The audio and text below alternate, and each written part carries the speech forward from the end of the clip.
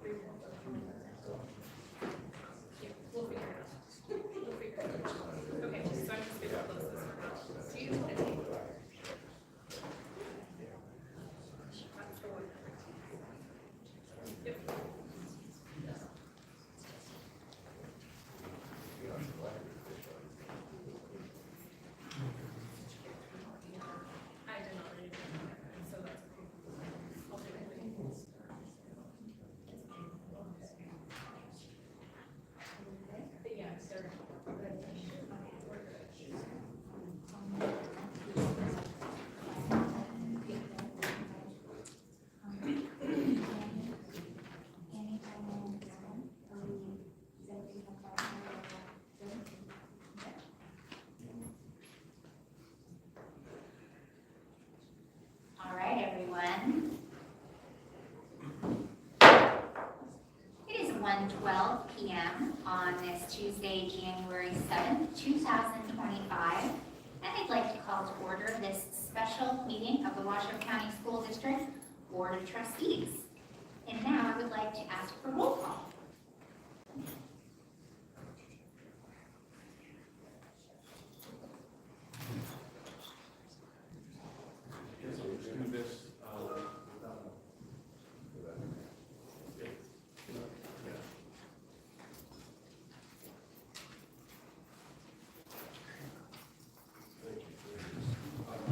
Good afternoon, everyone.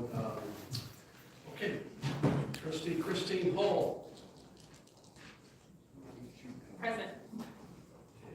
Vice President Adam Aber is here. Trustee Nicolette. Good afternoon. President Beth Smith. Here. Trustee Colleen Westlake. Here. Trustee Alex Woodley. Here. And the student Annie Batavia. Thank you, Ms. Here. We have a quorum, Madam President. Thank you. Thank you so much. All right, I think just about everybody in this room realizes we are not in our home board office. We're being hosted today by Leman, and we're incredibly grateful for that.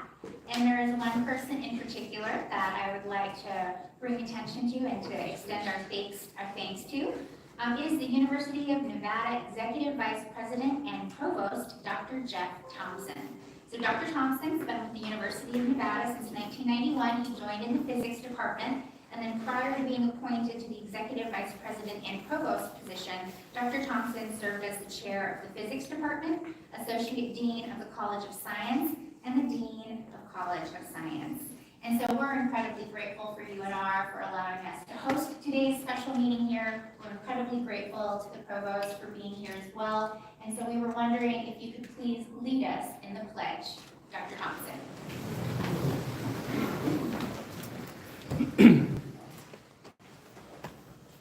Thank you.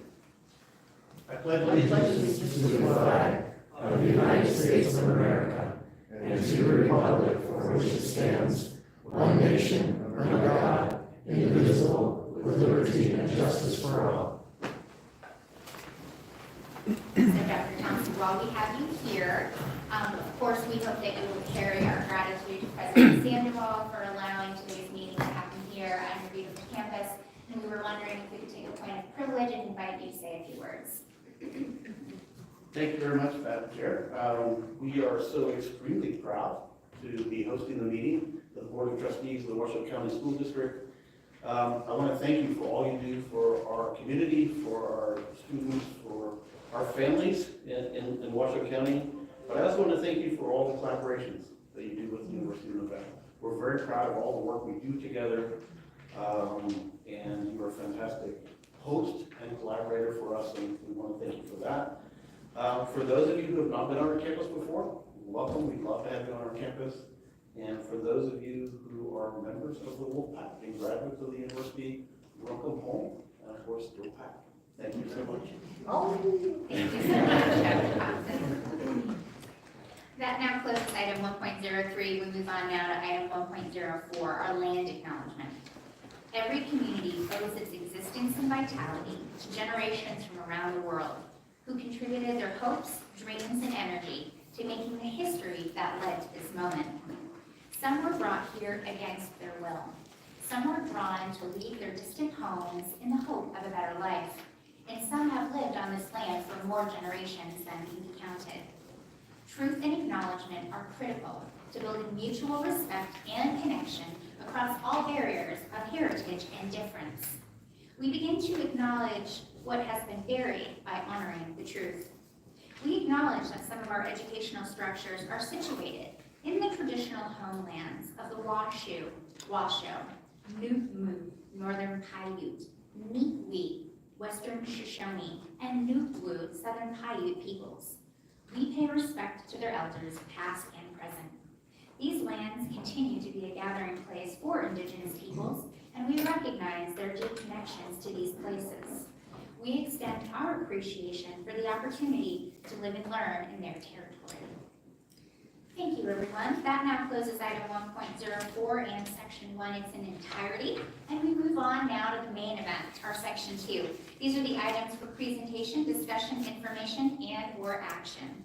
And we open now with item 2.01, the review and discussion by the Board of Trustees regarding the applications received to fill the vacancy on the board in District C created by the resignation of Trustee Joseph Rodriguez, who was elected to the Sparks City Council, and possible action to select up to 5 candidates to be interviewed by the board from among the following legally qualified applicants: Jason Bushy, Felipe Escamilla, Marcus Hodges, Monica Leman, Tamara Oswald, Bruce Parks, James Phoenix, Tracy Thomas, and Timothy Zisk.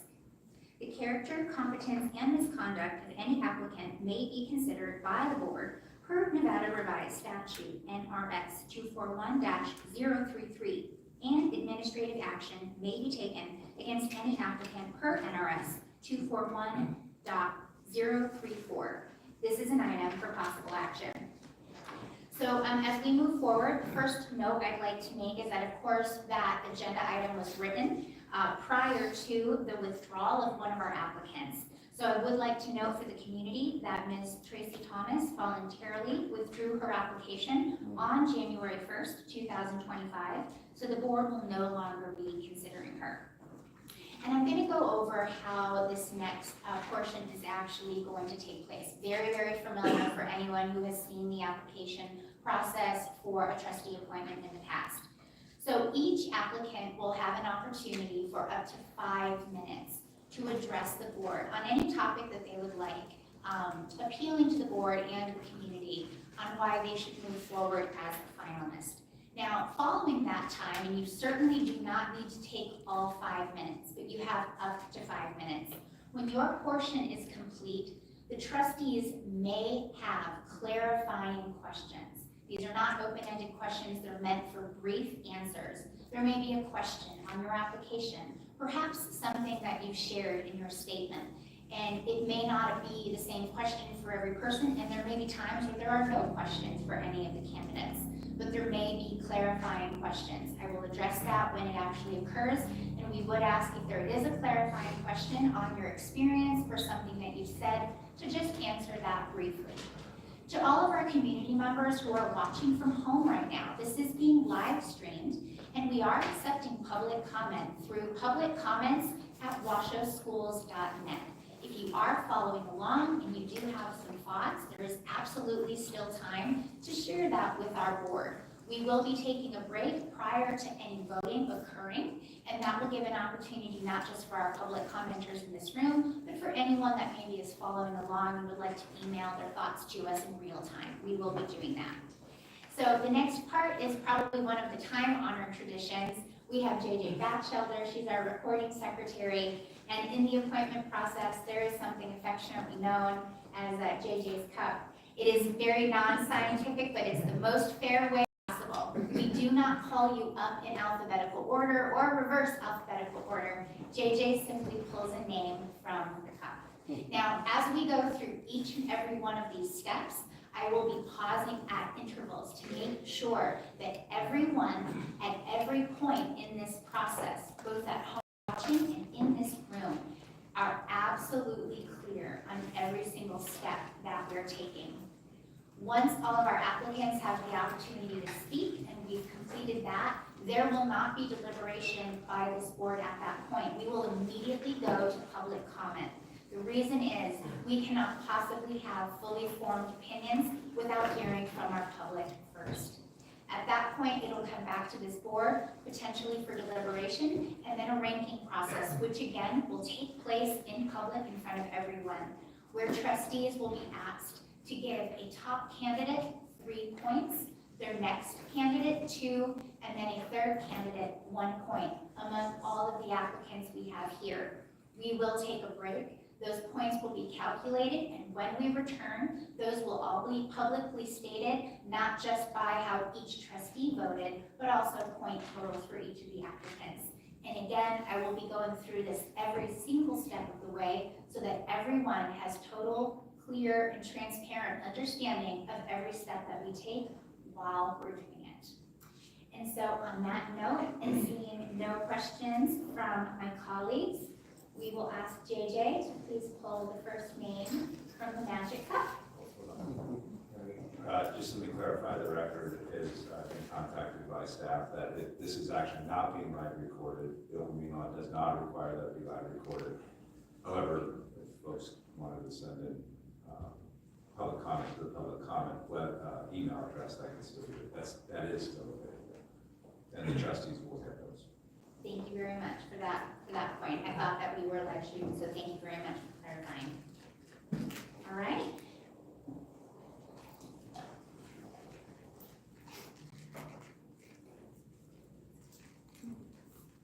Monica Leman. Welcome, Ms. Leman. Feel free to get yourself situated, and then when you are ready, feel free to start.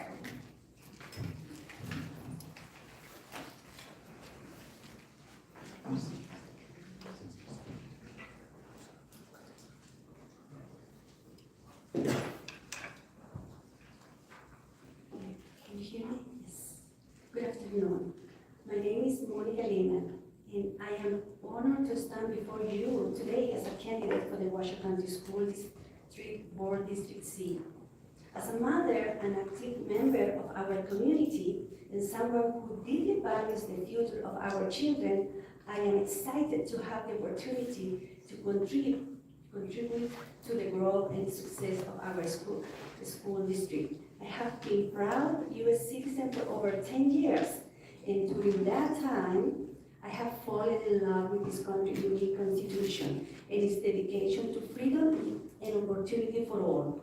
These values are at the heart of my mission and the lens through which I view the future of education. My personal foundation and priorities are rooted in faith, family, and the principles that make this nation great. I believe that public education should reflect these values and that we must ensure our students are equipped to thrive, not just in school, but in life. I choose to dedicate my time and energy to my children's education, prioritizing their success over my own career. With a degree in business, I could have pursued a different path, but instead I devoted myself to supporting their growth, exposing them to multiple languages, and diverse educational system. It is through this hands-on experience that I have come to understand the importance of quality education in shaping the leaders of tomorrow. Now, I am standing here because I believe that it's time to take action for our students in Washoe County. There is much work to be done, and I'm ready to roll up my sleeves.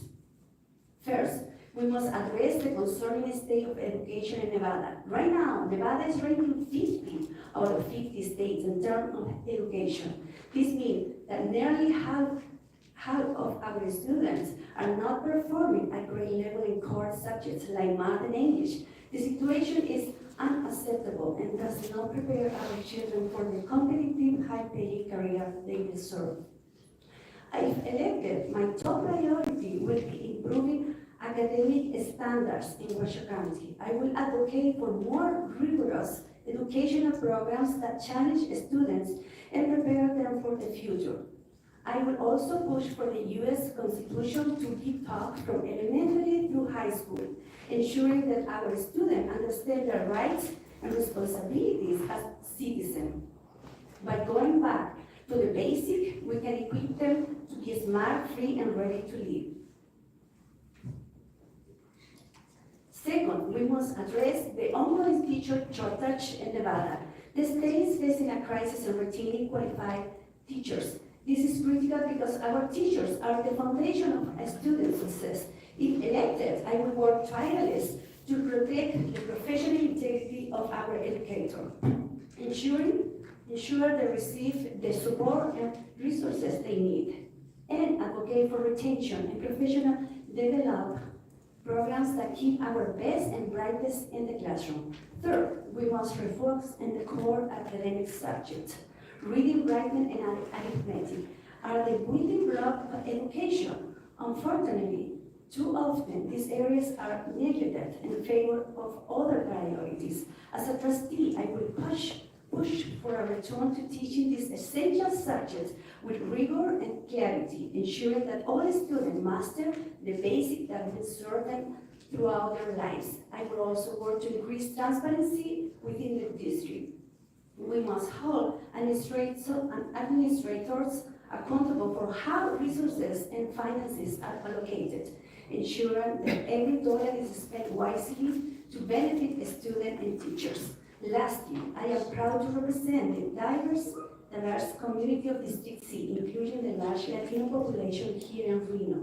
I believe that every child deserves an education that meets their unique needs and helps them reach their fullest potential. I am committed to creating policies that support the holistic development of our students and ensure that they are prepared for success in life, not just in the classroom. Well, thank you so much for your time and attention. That's it. Thanks so much. Thank you so much, Ms. Leman. You did a wonderful job, and it's always the hardest to go first. So thank you for doing that. I'll just check both ways. I don't see any lights on for clarifying questions. So thank you. No, I don't see any lights on for any clarifying questions, so I will say thank you so much on behalf of our board. Thank you.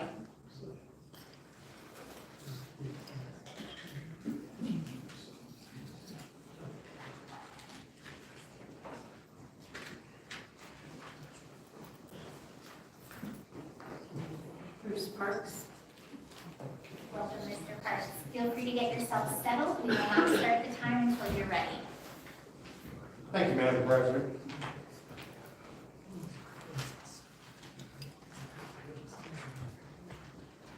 Well, good afternoon. As many of you that know me, you've seen me before. I have at times been rather outspoken about some of my views of what the Board of Trustees for Washoe County School District are involved in. Well, the simple answer to that is because I care. I wouldn't show up to school board meetings if I didn't have the best interests of Washoe County School District at heart and the future of our children. I firmly believe that as a community member, it is incumbent on me as a citizen, if I see that there's a challenge that should be addressed that is not, that I must bring it to your attention. How do you do that? Well, you stand up, you speak up, but first you have to show up. And I do that. And we have some challenges in our school district that I relish the opportunity to work with this board to come up with solutions for some of those challenges. from our academic standards, our chronic absenteeism, a myriad of other problems that we can solve. It is incumbent on this board to seek those solutions wherever they may come from. I can offer solutions. And I would relish the opportunity to work with you to solve a lot of these problems. It goes without saying that our students are the future of Nevada, and this country, for that matter. And I believe that we can do a much better job of equipping them for the future that they choose. We want to bring industry into Nevada. We have to have an available workforce to entice those industries here. As you see on my resume, I retired from security work. That was at the Amazon facility in the industrial park, and I saw firsthand what happens when industries go out of state for employees. We have the people here for those jobs. We just have to do a better job of equipping them for those jobs. And we can do that. Again, I very much would love the opportunity to work with this board to not only bring Nevada out of where we stand compared nationally, but also, that notwithstanding, we have an obligation, this board has an obligation, to the future of our students, our community, in this country. Thank you. Thank you very much, Mr. Hart. I'm looking at my colleagues, I don't see any lights on for clarifying questions, so we will thank you very much. Thank you very much, Madam President.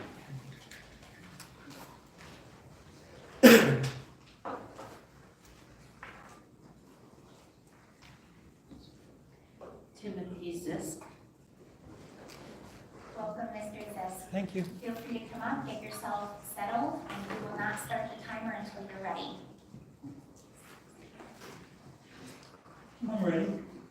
First, I'd like to thank the board for all the work you do. I read all your bios recently, and everybody's super qualified. And I've also taken a look at all the applicants' bios and information you submitted. And you have a good feeling about applicants, so I wish them all luck. So first, about me, my name is Tim Zisk. I'm a retired electrical engineer, but most of my career worked in project management. And in the civilian side, I worked for GE and ABB and some other big companies. And my last job was up at Turlock and Army Base. I'm also a retired Navy reservist. Did 30 years in the Navy Reserve, 1 tour in Iraq, 2 tours in Afghanistan, and even worse, after I retired, I decided to substitute teach. So I did a lot of substitute teaching before the pandemic. I did focus on ROTCs, so I got to know some kids. Spent a lot of time at North Valley doing that for the first year because they were short a teacher. So substitute teaching taught me a lot about the kids in the system. I also did some elementary to try that out, and some middle school, so I got to know the kids and a lot of teachers. And I just resigned doing that a couple weeks ago so I could run for the seat. So my wife and I live up in Rancho Haven, which is way up North Valley, and we've been there for 14 years. We're not native born Nevadans, so that's a deficit there. I have 2 grandkids in the system. They're about 10 and 13, I think. So they'll be in the middle schools.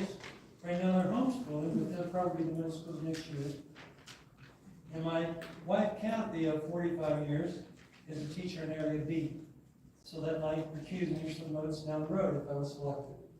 So my intent is to fulfill the term of C for Mr. Rodriguez. And if I did get selected, I would meet with him initially, first off, to see what he had going on, what he knows, what he learned about the area, so I could carry forward some of his priorities through the rest of his term.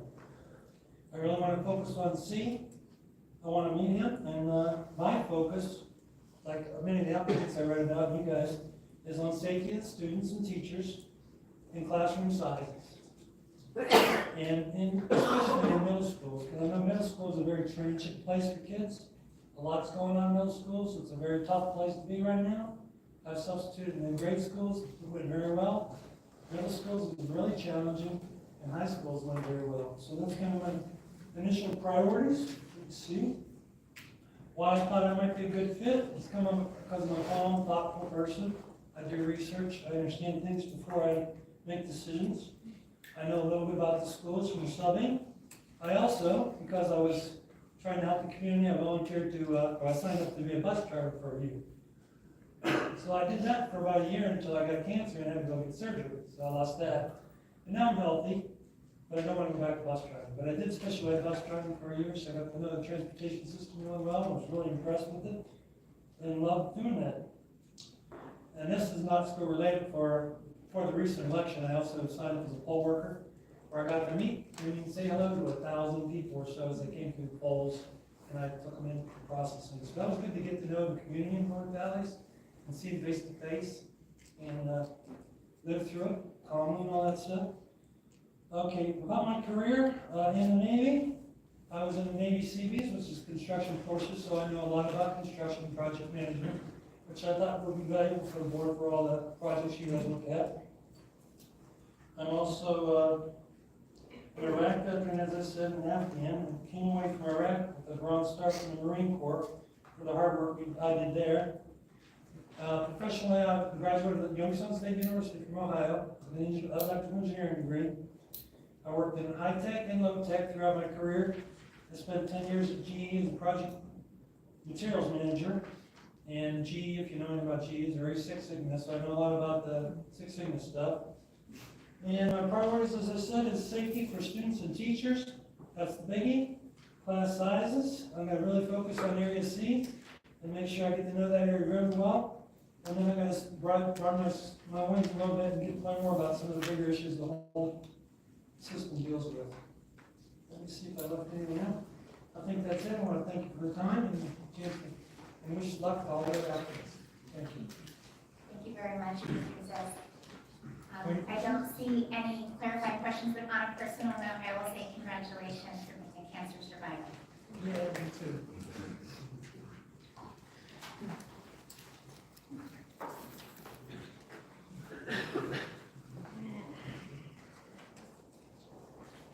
James Phoenix.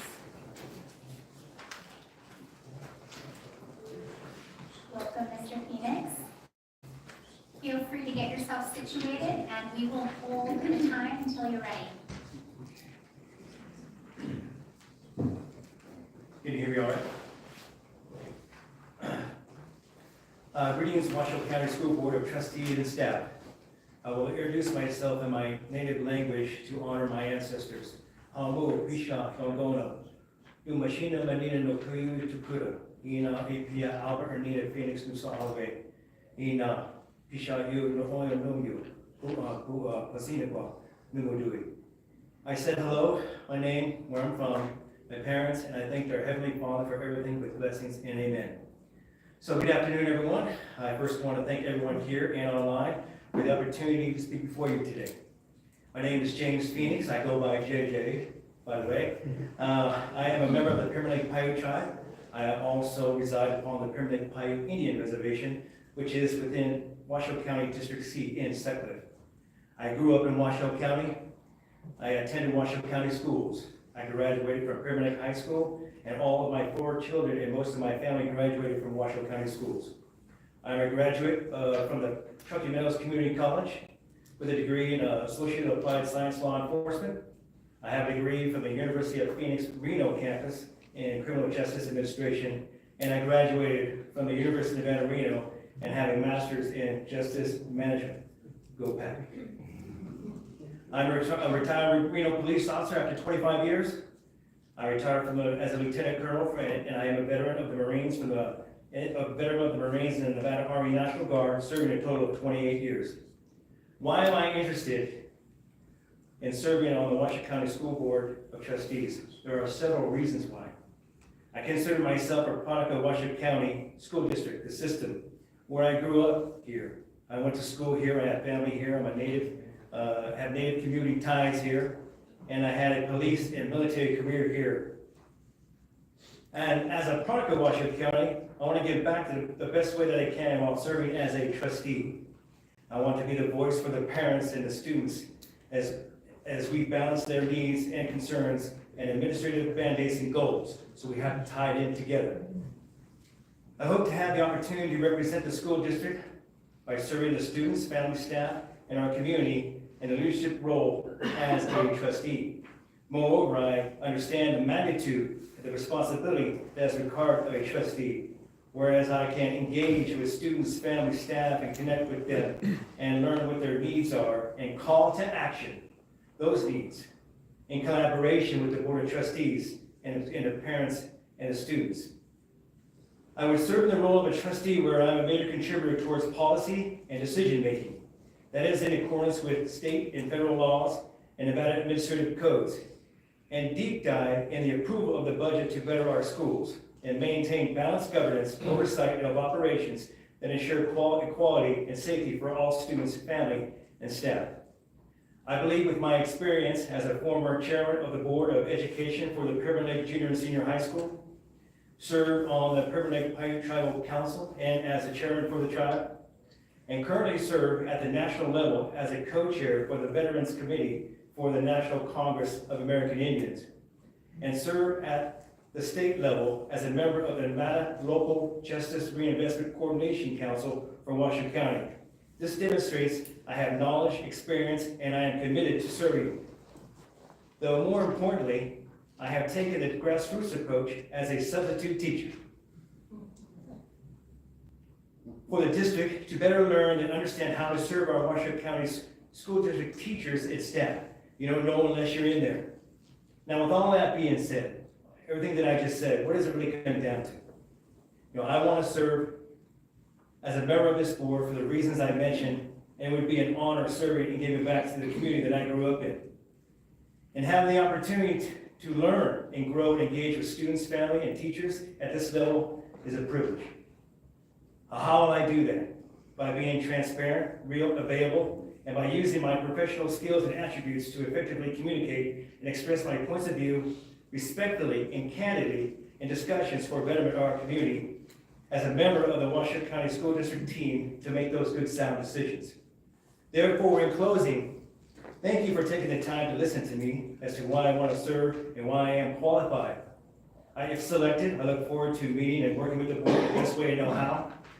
I am committed to the mission and its significance for our students and parents. Thank you for your time. Bushy. Thank you very much, Mr. Phoenix. And seeing no lights on for clarifying questions, thank you for presenting yourself to our board. Thank you.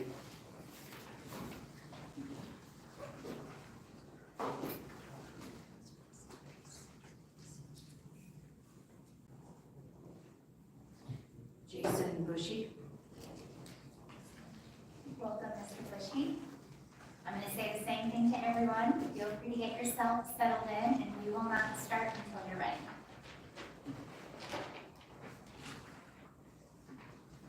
Thank you, Madam President. Thank you, Board. Thank you, community. My name is Jason Bushy. I am honored to have the opportunity to apply to the open position on the Washoe County School Board. I am deeply committed to the education, well-being of our children, and look forward to the possibility of serving the community that I have called home my whole life. I was born and raised here in Reno and have always had a strong connection to my community. My father has been the pastor of Fellowship Community Church in the Valley for over 25 years, where the importance of loving God, loving people, and serving others has been the building blocks of who I am. I was blessed with the ability to serve our country in the United States Army just 4 days after I turned 17.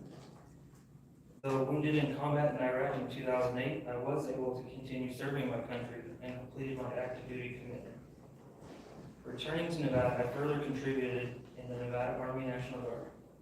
My military service ultimately culminated in being medically retired in 2018 due to wounds I had incurred in combat over my career. Beyond my military service, I am proud to call myself a devoted husband and father. My wife Sarah is here, and my wife Sarah and I have cherished over 13 years of marriage and we are blessed with our 12-year-old son Jacob and our twin 3-year-old daughters Evelyn and Reagan. My interest in serving on the Washoe County School Board is driven by a passionate desire to serve our community and address the unique challenges our school faces today. I believe that responsible leadership and informed decision-making are crucial to nurturing the potential of our youth. I am committed to listening to the diverse needs and concerns of the community and to fostering positive change that will benefit our children's educational experiences. I believe a bright, I think it was Mark Twain who said there's 2 types of speakers, those that are nervous and those who are liars. I believe I bring a unique perspective as I have personally experienced the Washoe County school system, charter school system, and homeschooling.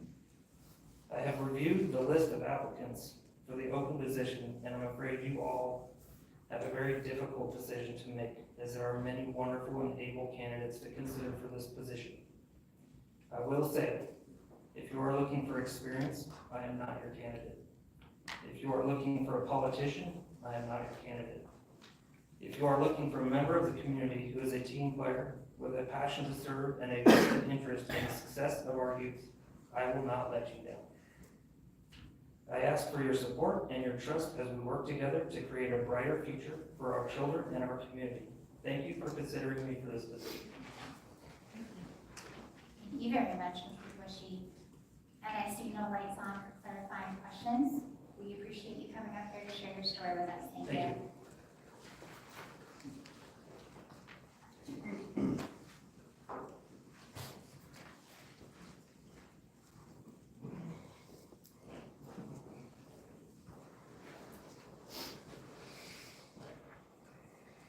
Marcus Hodges. Welcome, Mr. Hodges. Thank you so much for being with us today. We look forward to hearing from you when you are ready to begin.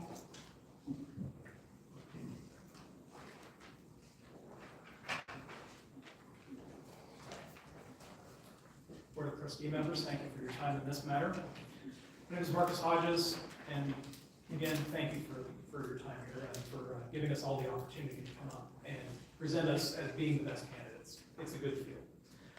I've been a member of this community for 35 years. Over that time, met my wife here, got married, raised a family.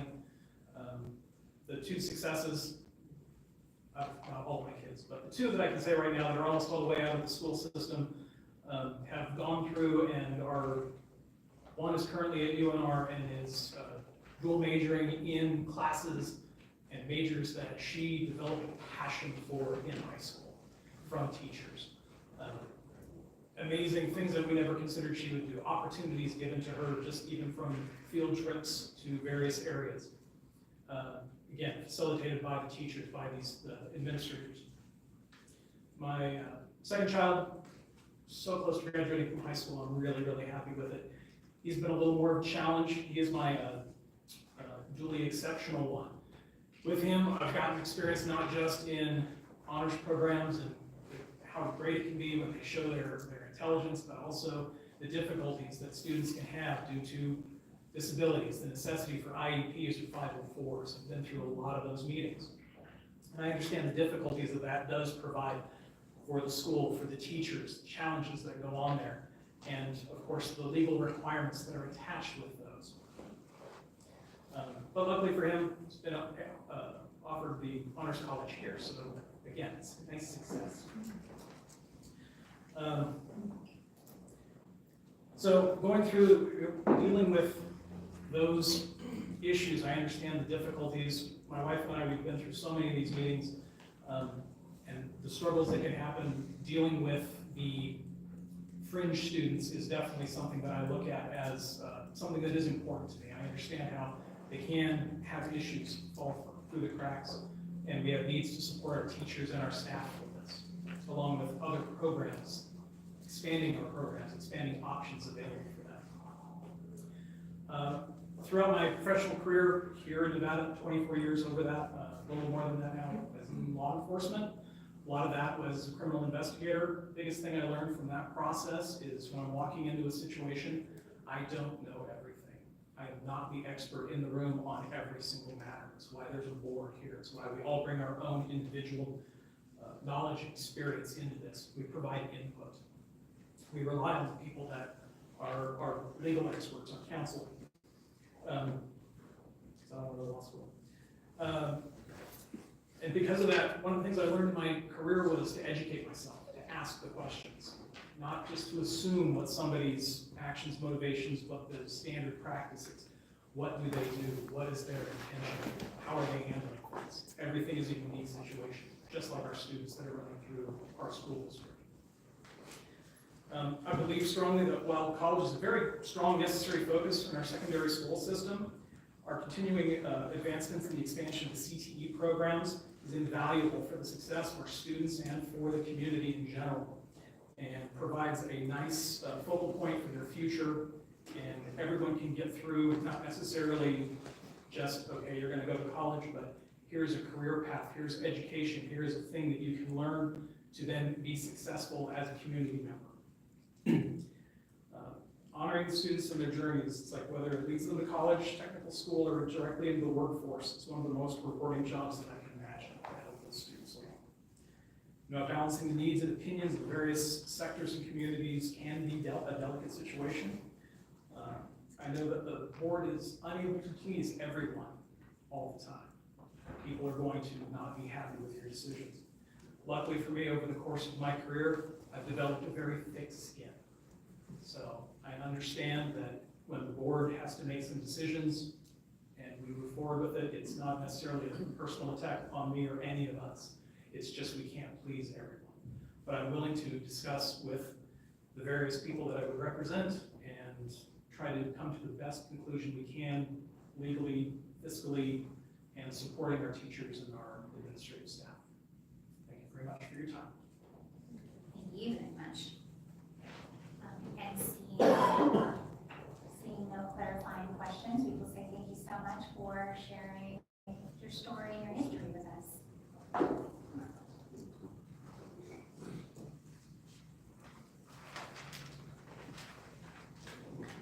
Felipe Escamilla. Welcome. Mr. Escamilla. Yeah, like tortilla. One way I recommend is to remember everybody loves tortillas. I want to first take time, before I get started, thank you, to just congratulate everyone else in the room and all of the applicants. I think the board is in a very good position knowing that there's a very passionate and capable applicants here, and so they'll have an easy decision once this is all said and done. And I want to thank you all for this opportunity to share what drives me beyond my resume, which we all have now publicly available. As an investigative journalist, I saw the inner workings of government, and I was part of the institutions that held the powerful accountable and gave a voice to the voiceless. Through that, I saw firsthand the power and importance of education in all ranges of public life. Now, working for a nonprofit online education organization that provides a free world-class education to anyone, anywhere, I witnessed firsthand the transformative power in public school classrooms. It's about fostering the love of learning, instilling the growth mindset, and giving teachers and learners the innovative tools to succeed and achieve the highest levels of proficiency. In both roles that I've had professionally, I've had an opportunity to see and tell thousands of stories. And one that I always remember, and I always get emotional because it's so hard, is the story of Mia, a high school student in Florida who scored high enough on her SAT in order to graduate. The SAT score being a requirement in Florida for her graduation. It was an emotional moment, still touches me to this day. Mia called her mom, who only spoke Spanish because Mia is a first-generation student. They celebrated the hard work that Mia put into her own education.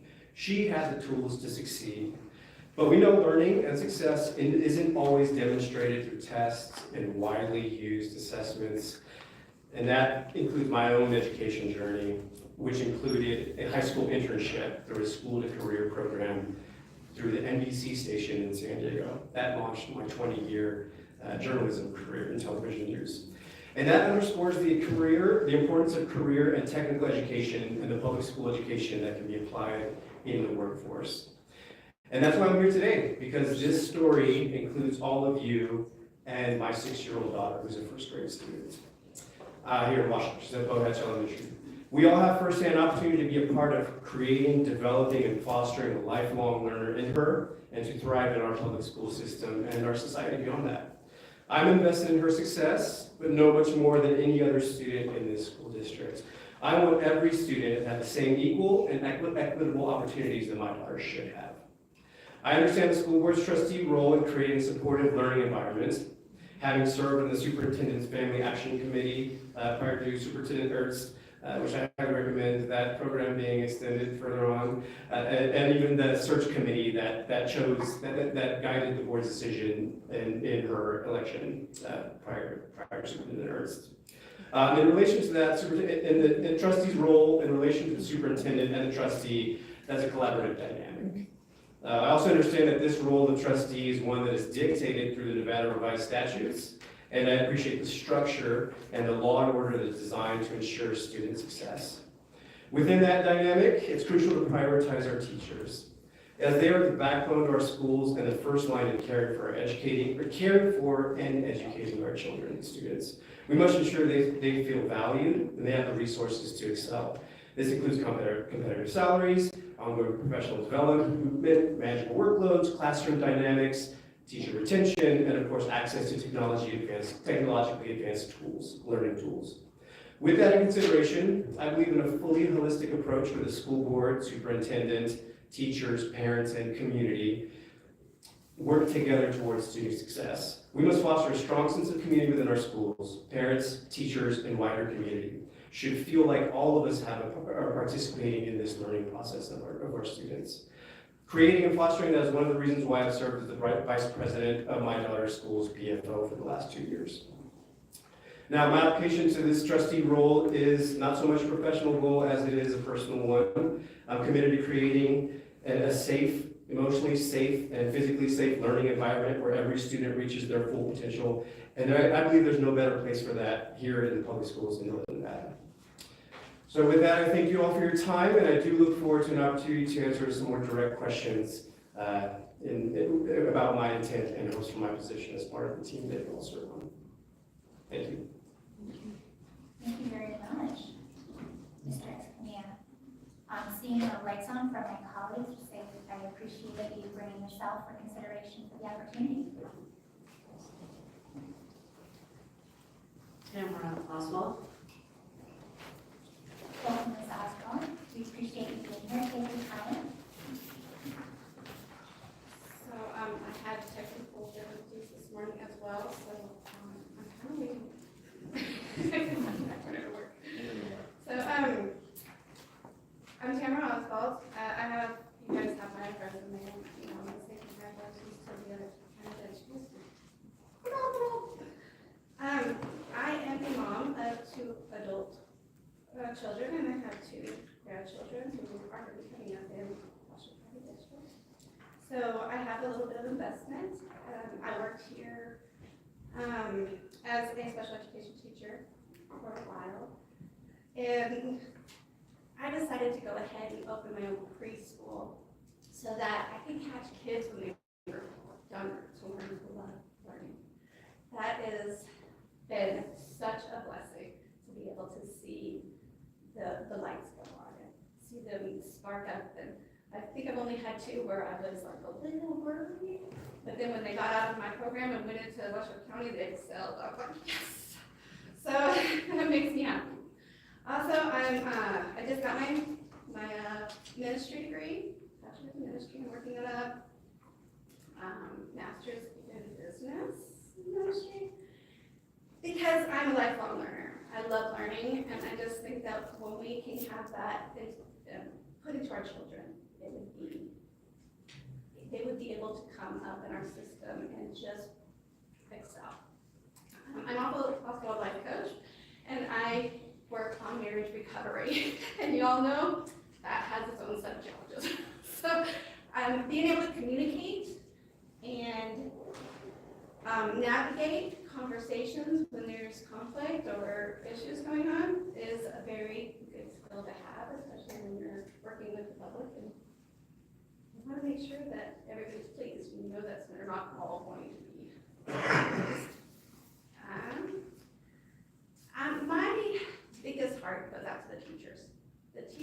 are so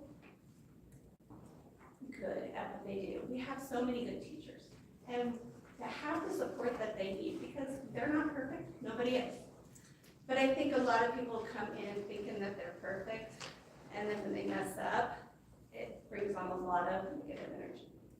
So I would like to see more, no matter who gets the position, more teacher support. I think family involvement is very important. We used to do meetings with families so that we can get their opinions and things like that. I think that would be a wonderful thing to do again. And I know in different areas we have that, different areas we don't. Just to have it pretty much across the board, because if families are involved, children are going to feel better and safer to learn. Communication with student wraparound. Oh, I think the wraparound effect. You know, as a foster parent, they had this wraparound system years ago, and I think they still have it, where they just wrap the whole family, give them the supplies they need, the support they need, so that they can really excel together and learn how to work with teachers, learn how to work with their children, work with their community, and feel wanted, loved, and cared for. Because when the families feel safe and cared for, the kids feel safe and cared for. And thank you, my name is Tamara. It's my first time doing this, so sorry if I'm a little shaky. Well, thank you so much. You did a great job. We all completely understand that this can be a challenging process. And I should probably mention at this point that many of us sitting up here at one point or another went through this as well. So we appreciate the bravery of every community member coming forward. And thank you so much. I'm seeing no lights on for my colleagues. We appreciate you presenting yourself to our board and the community.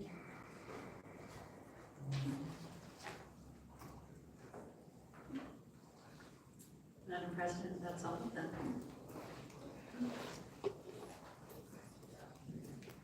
All right.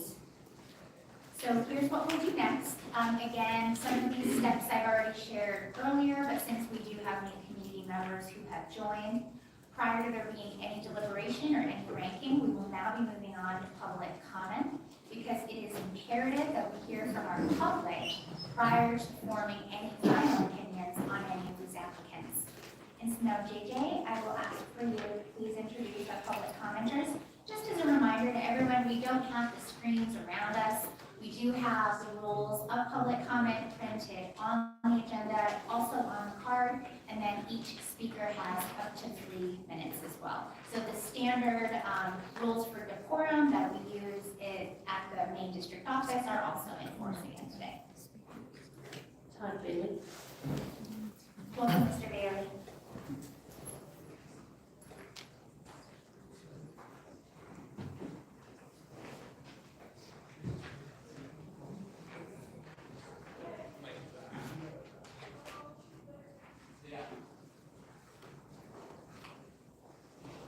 It's time for new leadership on the Washoe.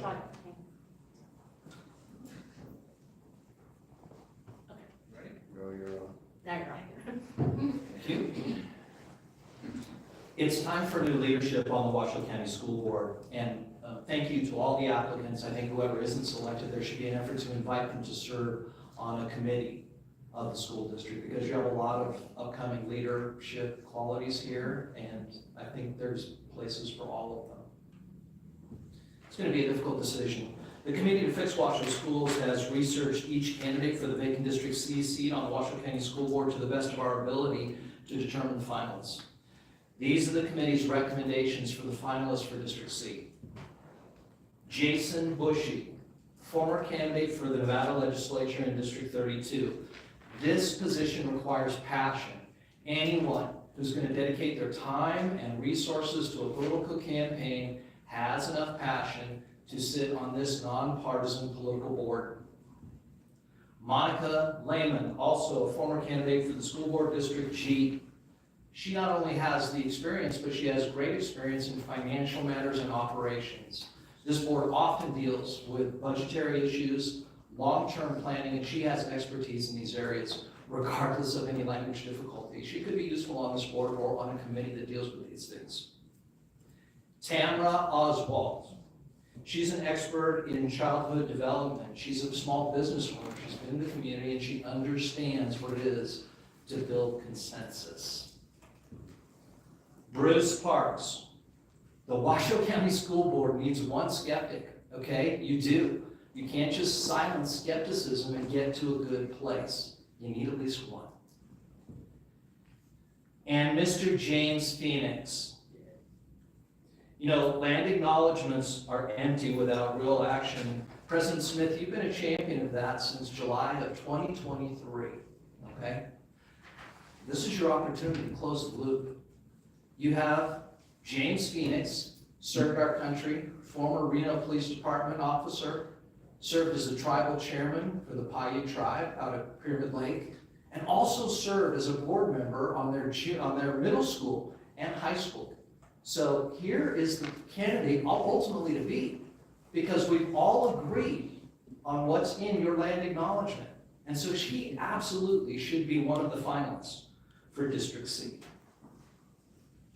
All 5 of these candidates are the most qualified to serve on the Washoe County School Board to represent District C, and all 5 should proceed to the July 14th finalist consideration. Thank you very much. Thank you very much, Mr. Bailey.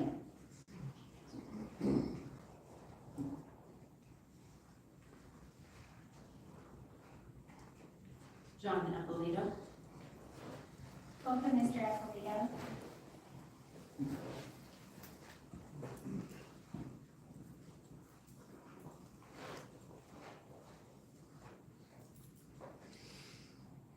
Hi, my name is John Eppolito. I'm a former K-12 teacher. I'm with currently Protect Nevada Children. You can find 1,500 of us on Facebook at Protect Nevada Children. And you can also look at our website, protectnevadachildren.org. And that talks mostly about Infinite Campus and all the data that's stored forever about your children and shared with others. And that's via Infinite Campus. And you can check that out at protectnevadachildren.org.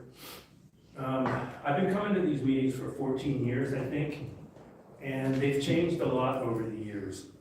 And one of the biggest issues that I see right now is that even though there's 7 people up there, maybe 6 today, the votes are almost always the same. 7-0, 7-0, 7-0, or 6-1. One of the things that the speaker before me said is what I think is the most important thing, is to get somebody on the board who challenges, who thinks differently. I think one of the reasons we're in such a bad spot, and I know there's a lot of great things going on in the district. I've had 4 kids go through the district, all of them did well. Actually, they're all in college now, 2 are graduate school. We need somebody who thinks differently, and we need someone who will speak up. And I see everyone up here almost, most of the time, when they're not texting, or saying the same things and doing the same things. We need someone who's going to speak differently. And that person would be Bruce Parks.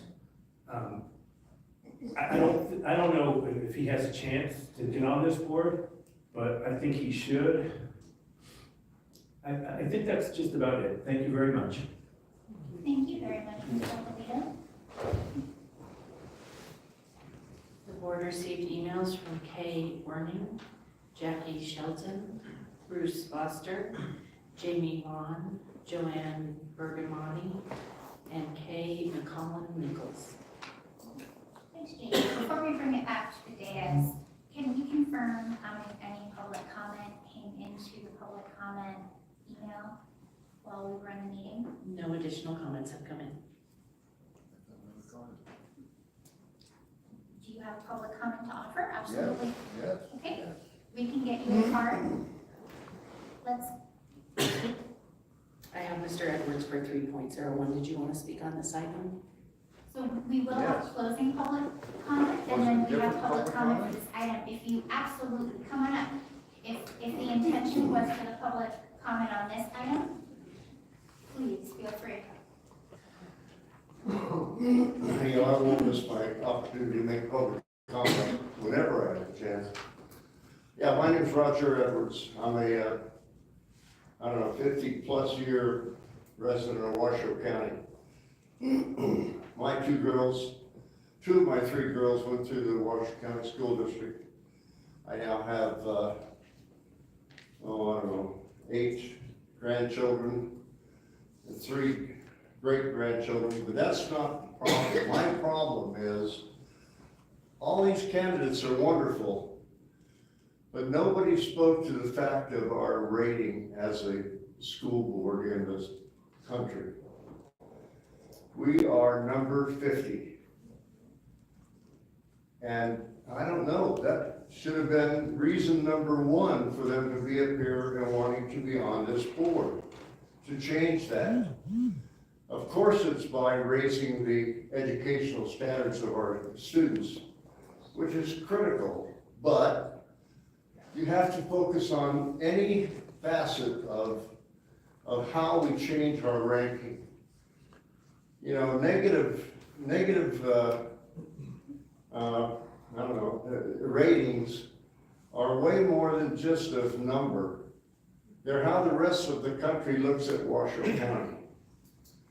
I spent my entire life in public service. I'm a 37-year disabled Air Force veteran. I've been there and done that. I put myself out there on your boards, 8 years on the Planning Commission, 20 years on the North Valley Citizens Advisory Board. I'm a public servant. I would have ran for this job, except I don't believe I'm medically able. But, you know, your rankings are more than just a number. And that should have been first thing that every one of these candidates brought up and did not. Thank you, Mr. Edwards. All right, so again, just want to double check, no emails have come in since we've been in the meeting. No, and I have no additional cards for this one. Okay, very good. And then if no one else that's out there had the intention of giving public comment on this item? Okay, fantastic. Well then, based on that, we will go ahead and close the public comment for this item. Now, prior to us moving on to the ranking of the finalists, which is using a point system, there is an opportunity for the board members to offer thoughts to the candidates, discussion, deliberation. That precludes when we do the ranking, and I, again, will walk everybody through every step of the way here. So what I'd like to do is open it up for the board and just say thank you so very much for every single community member who presented themselves for this opportunity. This is not an easy process to go through. It's a vulnerable experience to go through in front of the public and this board, and it is always honorable when you present yourself in service to your neighbors. I would also like to point out that this is an incredibly talented group of applicants. These characteristics are not a sum total of all of you, but there are some key points that I wanted to share. I did spend exhaustive time on every single packet, and among all of our finalists, we have 4 military veterans, 2 of whom are Bronze Star recipients, 3 Washoe County School District educators, 1 who was a member of our full-time staff, and then also 2 guest teachers. We also have 2 spouses who are WCSD educators, 2 foster parents, 2 small business owners, 1 Emmy Award winner, 1 former tribal chairman, and 1 former member of the Nevada Attorney General's office and current member of law enforcement. You are absolutely incredible, and I want you to know loud and clear that you are all champions of education in your own way. I would also like to just say a few words regarding each candidate, because I do believe that you should hear what precisely jumped out at me and what I am particularly grateful for. This will be in alphabetical order. So I'd like to start with Mr. Jason Bushy. For one, thank you for your military service. Your professional expertise in security is very compelling, as is the fact that your wife is a WCSD educator and a cheer coach. I very much appreciate what you shared about your experience with public, charter, and homeschooling. And I liked what you wrote about having an environment where every student has access to excellent educational opportunities. Moving on now to Felipe Escamilla. There's a line from your cover letter that I really enjoyed, and it was a voice for the voiceless, hold the powerful accountable, an advocate for the best interests of the community. I also appreciate your focus on underserved communities and your awareness for modern learning environments. That brings me now to Mr. Marquez Hodges. I am very grateful for your experience as a foster parent. I think you have outstanding and diverse professional history, including your work with the AG's office and your lived experiences with IEPs, 504s, advanced placement, GATE, and the advocacy for CTE is very, very compelling. Ms. Monica Leman, I appreciate your financial expertise, your experience also with multiple education systems, and the diversity that you bring to this opportunity. Thank you. Now to Tamara Oswald, definitely a clear lifelong commitment to students. That was very, very great, and it's shown through your packet. You're also a foster parent.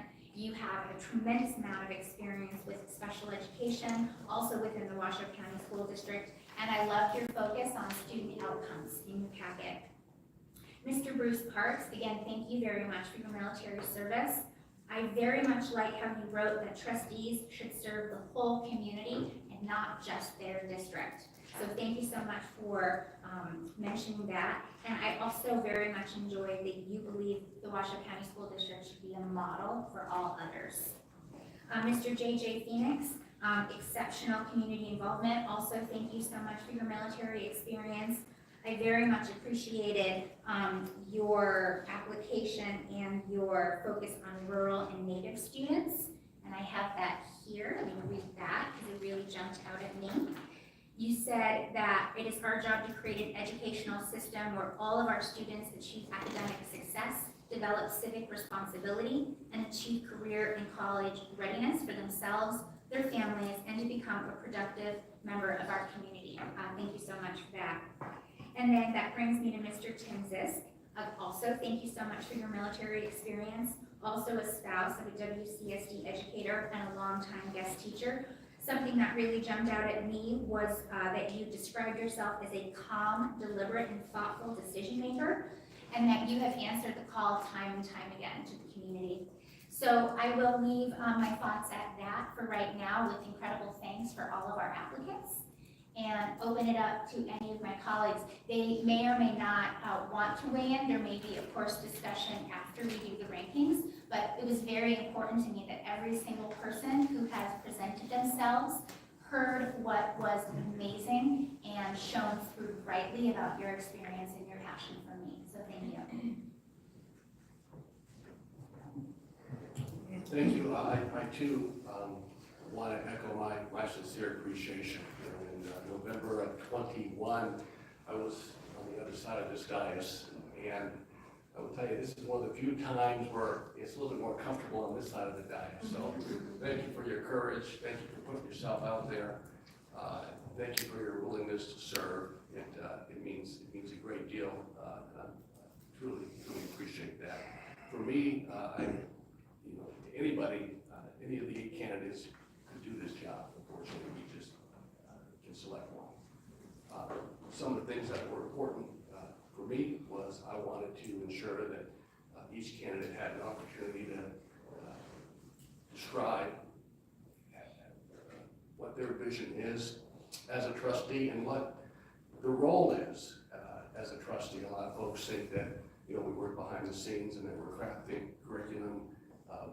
Those aren't really the things that we do. So it was important for me to really have a clear understanding from you, if you knew really what the statutory role is. And so that would be part of my decision making. But again, God bless all of you for coming forward, giving us your time and putting yourself out there. I know it took a lot of time, I'm sure, to prepare, to fill out forms, to practice. So best of luck to all of you, and thank you for your service. Those that are serve our nation, those that serve our communities, those that teach in our classrooms. Thank you. much. I just want to say, I mentioned to Trustee Woodley that I thought running for office was hard. Well, I have gained a whole new respect for people in our community, yourselves that have stepped up to put yourself out there and to be scrutinized and to get up and speak and open yourselves up. That is a lot of integrity, and I just want to thank you so much. I want to thank the veterans that are wanting to serve, that have already given so much. I think that shows a lot. That shows a lot when you want to keep giving of yourself. A couple of things that jump out to me, because I feel these same things. Miss Leman, she mentioned the shortage of teachers, and that is a real issue that we're going to be facing, and it's important that we hit that head on. So just being aware of that is so important. It's not insurmountable, but it starts with supporting our teachers.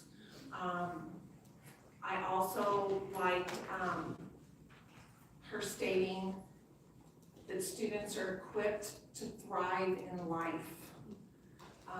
We are here to educate our children, but we also need to make sure that they're prepared for life. And I think that is really, really important. That's gonna make them a more productive citizen. It's gonna make them feel more value for their self and be a more happy individual. Mr. Parks, I loved you addressing, because I think I even said something to this effect when I was campaigning. We've got to make sure that we're producing individuals that can fill spots for the businesses that we have here in this state. That's really important. That's the way our community is going to survive. We've got to make sure that we have individuals that are going to address the needs of our businesses in this state. So again, hats off to really seeing what our challenges are here in our state. Mr. Zeisk, I hope I'm pronouncing that, but it'd be somewhat close. I loved you mentioning the challenges that our middle schoolers have. My heart is huge for kindergartners and middle schoolers, because they're exactly the same. And we have got to really keep our eye on the ball with those two age groups, because I really feel the battle's going to be won with those two age groups. And then Mr. Phoenix, you mentioned something, and I'm not sure it's awareness on your part of what this board strives to do, but you did mention balance of governance, and we do strive for that on this board. So we do vote a lot the same. I mean, we really do, but it's because we are very aware of the need of many and balancing that over our own needs. So I did love that. And then Ms. Oswald, you mentioned supportive teachers, I mean, numerous times, and family involvement, the importance in that. That's key. That is absolute key.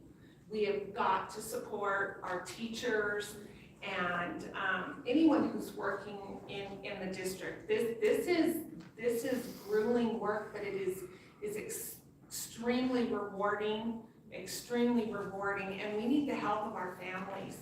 We've got to have the help of our families and our community, and so, I mean, I'm very impressed. I think everyone that came today and is stepping up really has their heart in the right place, really knows what we need to do. And, I mean, we've got to have a plan. We've got to have a plan to move forward. We've got some good things in place, but it starts with awareness. And I really feel confident that everyone that has come here today really is aware of the challenges that we are facing and is ready to roll up their sleeves. So I'm going to take it from you, Ms. Leman. Got to roll up our sleeves. Thank you so much. I won't repeat all that because it's all wonderfully true, and thank you, thank you, thank you. On some level, I think this is fun because we get together and we really talk about things and share our heartfelt thoughts and our worries and a look forward. So my shtick is not to mention names. I'm not comfortable with that. I shoot for concepts, okay, in a context. So what I do is after I've reviewed the applications, and thank you for that, because I know sitting down to write an interest letter, can be difficult. It can be soul searching, and that's the beautiful part of it. But when I look at the applications, and then when the person is standing in front of us real live, I really look for the words and the connectivities between the application and between what the person is saying. And I also look for new information because I've read all the documents. And I want to hear an extension of the interest and the resume. I want to hear an extension. And again, I think everyone knows that I have a soft heart for the military. Our son served for 20 years. I have a soft heart for education. I've been in it for almost 50 years. And so thank you to everyone. Our community wouldn't be what it is without the variety and the diversity of everyone in this room. And thank you for taking the time. The words that I look for and the concepts that I look for. I look for someone talking about our current strategic plan, because it's a good plan. And it's something that we need to be familiar with and continue to grow. It's a lot of work and it's a commitment. I look for the word students, family, employees, all employees. Every employee in Washoe County School District, every 8,000 of them is integral and important to the daily operations and the success. I look for the word community. I look for governance. I look for the word policy and law. I look for success. I look for the word collaboration. I look for the word pathways. I look for someone who understands the importance of serving and knowing that there's a lot of freaking homework. Sometimes the packets are 400, 450 pages. And getting through those on a regular basis, even if it's only 200, takes a sound commitment and dedication.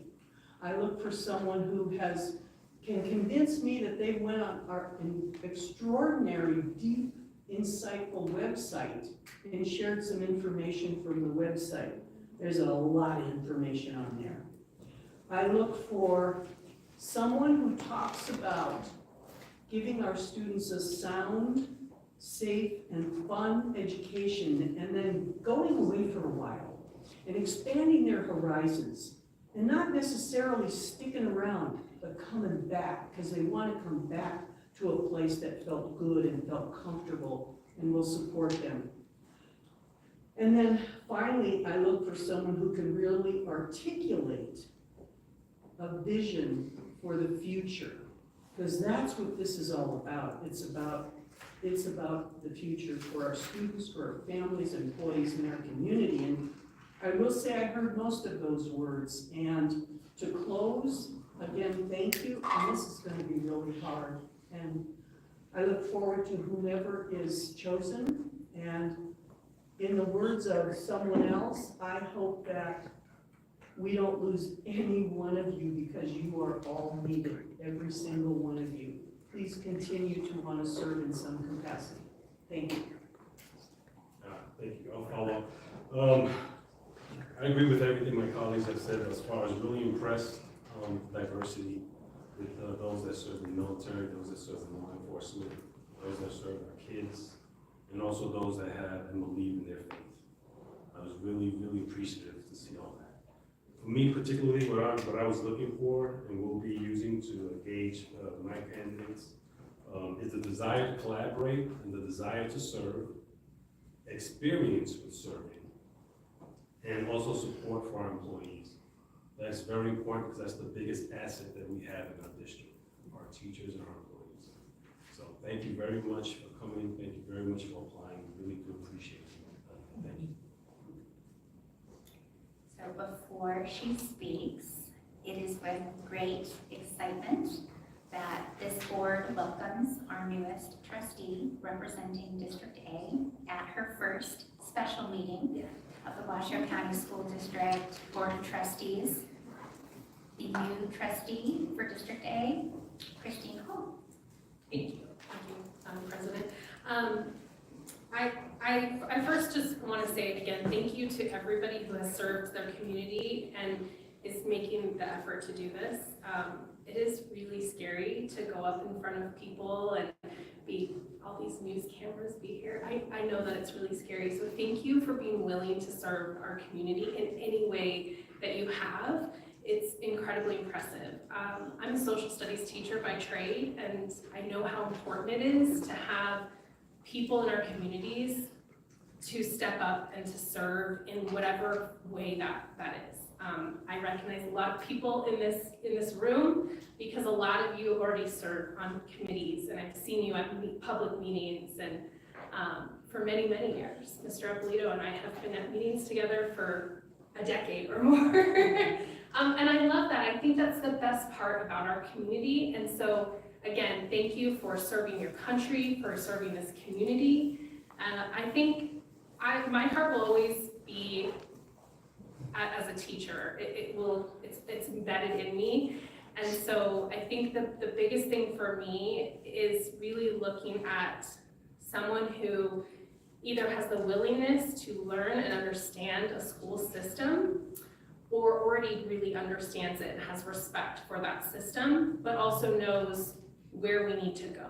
So that's really what I was looking for, and boy, this is gonna be a really tough decision because every single one of you has incredible attributes that can serve our district so well and our students. So thank you again for being willing to put yourself out there like this. All right, thank you so much, colleagues. So next steps, but before we do anything, everybody should have a clean piece of paper. JJ, do we have an extra copy? So while we do that, I am going to recount what these next steps will be. So we each have a piece of paper and it has each of the 80 candidates' names on it.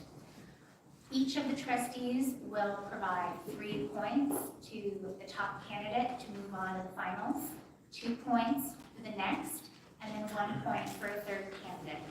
To be clear, these points alone do not automatically move anyone on. The points are only meant to provide a guide, insight as to each of our own individual thoughts, but the point totals themselves do not necessarily immediately move someone on. These points also do not carry forward to the final interviews. These are only used as part of the decision-making process for this board. We will be making that ranking and we will be taking a 10-minute break. When we come back, every single one of you will know exactly which points each trustee allotted to every single person. You will also hear a calculation for all of the candidates who did receive points. So there will be total transparency in how those numbers were calculated for every one of these trustees, okay? And so on that note, we will now go ahead and make that ranking. We will fold up those pages, we will give them to JJ, and then once we're done with the ranking process, I will send us into a 10-minute recess.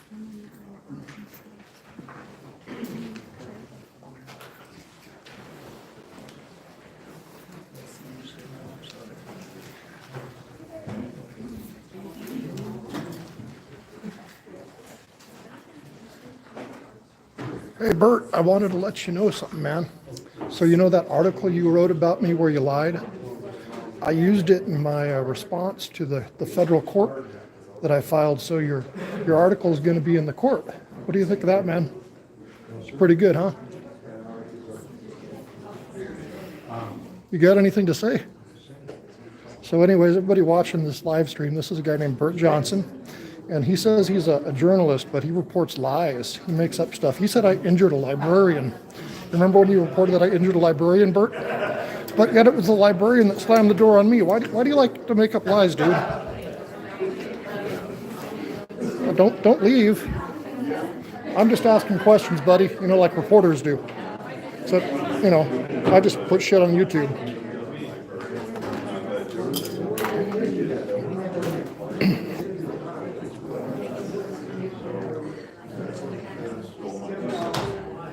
So everybody, if you want to reach out to Bert Johnson at KUNR, just Google KUNR.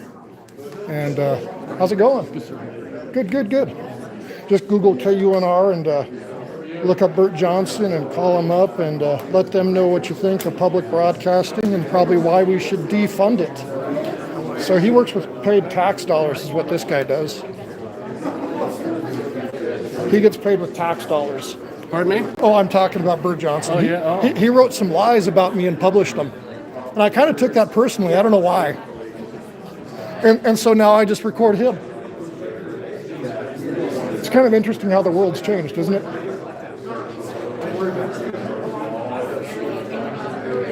I got a couple more thumbs up on my live stream. That's kind of nice. I appreciate it. Okay, everyone, I don't want to startle anyone. I'm going to hit the gavel. The final trustee has submitted their rankings. Oh. So it's 2:37 Oh, I gotta go back. 10-minute recess starts now. Oh, we're 10-minute recess is going. I don't want to startle. Anyways, Bert, you know that other video I did with you? I got my software to edit out your music, so I just kind of got that hanging back waiting for us.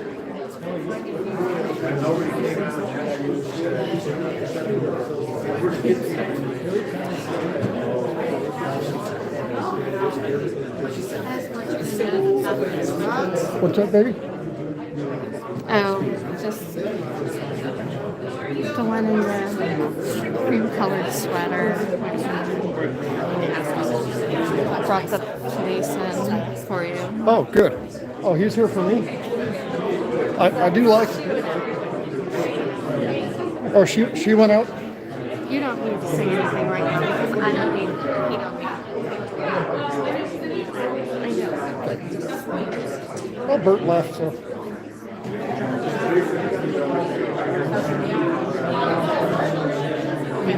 Yep, they got the quota of liars there.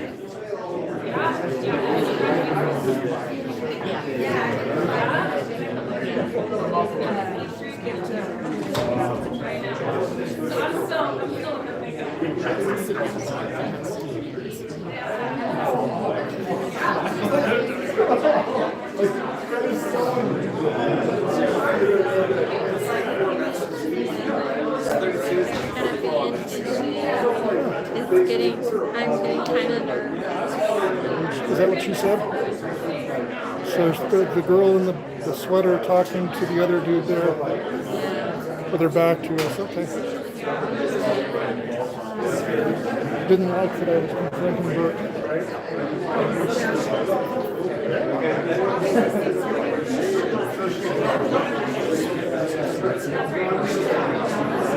Bert didn't want to say anything. Are you taking selfies? Absolutely. Selfies of everybody. The more documentation we got, the better off we are. I don't know. What's up? I said, I don't know about that. Oh. It's better for him. Hey, Alex. I know it's like 80. Good, how you doing, man? Good. Happy New Year. Happy New Year, how you doing? Good. You overcame the negatives, I like it. See you later. Hey, so this whole thing that bothers me with the school is the boys and girls locker rooms. When are we going to stop that? Boys and girls locker rooms. Well, right now, at least according to the last public meeting that I published on, Beth Smith sits there and says that boys and girls locker rooms, there was a whole bunch of students that came in and talked about it. And said, hey, I got boys identifying as girls going into boys' locker rooms. The boys are going into girls' locker rooms because they're identifying as girls. Okay. So what's... find out about that? Yeah, I think there was a case. They were investigating. Yeah, well, I published a video on my channel. Oh, really? Yeah, because there were a bunch of students that came in, public comment, talked about it. Yeah, I remember. And then she said stuff that supported it. And I'm just going, what the hell is this about? Because boys are boys, girls are girls. Yes. And if you don't think so, then you got a mental disorder. No, God gave us who we are. That's right. Now, I've worked with, so Alex right there, I've known Alex for probably 20 years. And always had a good relationship with him. I just watched everybody's faces when people were talking, and I'm like, I kind of can tell who they're going to vote for by their facial expression. See, I can see the facial expressions from back here. Like, you can read people pretty well, and I'm like, I bet him $100 who I thought it was going to be. Yeah, we'll see. I walk out $100. Yes. I guess we shouldn't gamble on things like that, right? It's no matter, we should gamble on everything. Gamble on politics, though, right? You can't, it is illegal to gamble on elections. Right? Now we just learned something about that.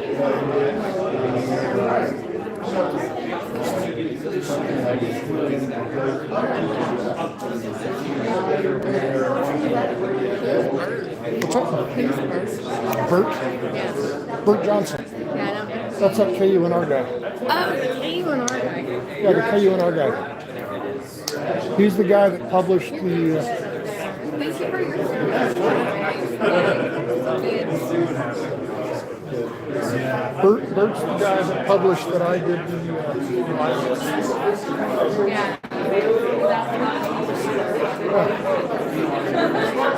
Yeah.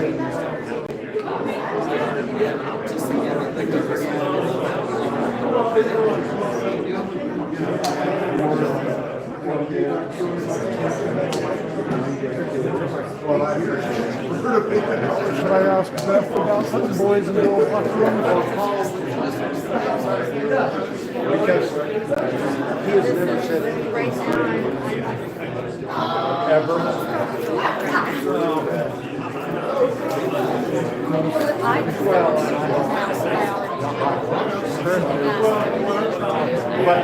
But what I said was, why do I say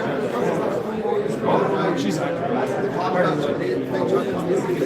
she has to come back. He's a liberal whack.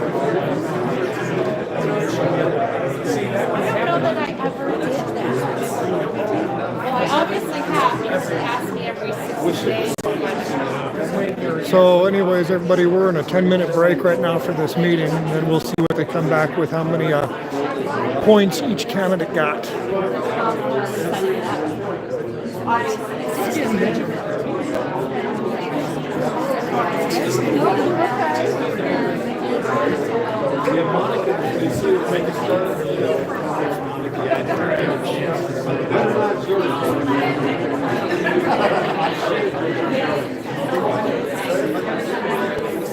Oh, yeah.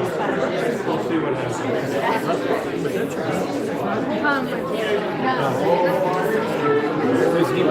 No. Oh, he's not one of the candidates? No, he ran for state assembly, but no, he has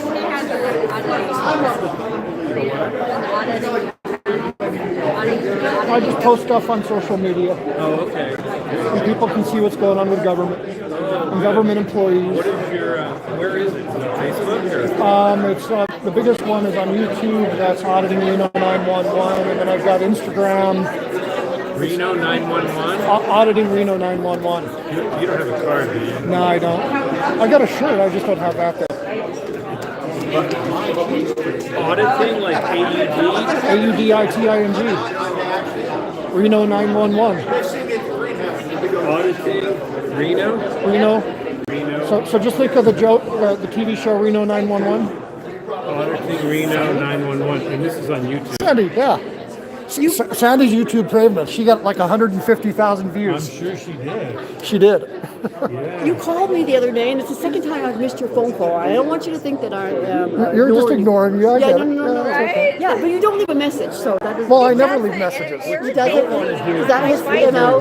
What's that? So that's his MO. What you don't want to do at these school board meetings is speak after Sandy. No, because she gets the views. And if she doesn't get kicked out, they're all excited. So by the time if you go right after Sandy, forget it. They don't hear a word you say. You're welcome. Sad but true. So yeah, I'm not ignoring you. I just want you to know that. That's okay. I'm like driving my car or something. Well, I was probably calling you about the lawsuit that I've got against the county and our I center. saw that your information request and it had our profiles. Yeah. Yeah, that was interesting. Lots of interesting stuff they got on us. And so in that, there's extra media. Yeah. But did they give that to you? Not yet. I'm going to get that I'm too. clicking on it and it's not going anywhere. I'm like, okay, well, there's additional media. But they said interesting things about us, didn't they? Yes. Yeah. Was it truthful, did you think? I mean, it just proved the point that I wasn't doing anything. Exactly. I was sitting there, my picture, I was sitting there with my, and I obeyed, obviously, you know, they said I eventually did what they asked. I know, you're such a I know, right? Good God. All right, good. I don't want you to think I'm ignoring you. No, you're okay. I just, if you want to join in the lawsuit, you can come along and play. It's moving forward. Our center is trying to get it dismissed on their end right now. And they're saying that they don't have an association, that they're not part of the government. And I'm just going, no, you guys say you're a partnership all the time. Right. You guys gave free tickets to the librarians to go to Pride Fest. Do you know that they gave remuneration? And do you know that the library is paying the library employees to go and staff the Pride booths? So tax dollars are being used to pay the librarians to go staff Pride booths. That's what I found. That's what I found so far. Wow, this is all from your public information request? Yeah. I need to know how to word mine for the school district. What I did to get this one was, I think it was anything that had my name in it. So I just requested all records that had my name. Yeah, and that gave me a bunch of stuff because they mentioned my name a lot. And they mentioned your name a lot too, so. You should probably ask for my stuff. Yeah. I'll ask you for that. Yeah. Everything that mentions my name. Mentions your name. Email? What'd you say? Just records. Say it as records because records get you emails, notes, records. Yeah, we're trying to get something in the school district. You know how hard it is and they play well. Yeah, they hate it. Oh yeah, they hate it. They don't want to give public records. They want to keep it all hidden. They don't like anything that, they don't want us to know anything.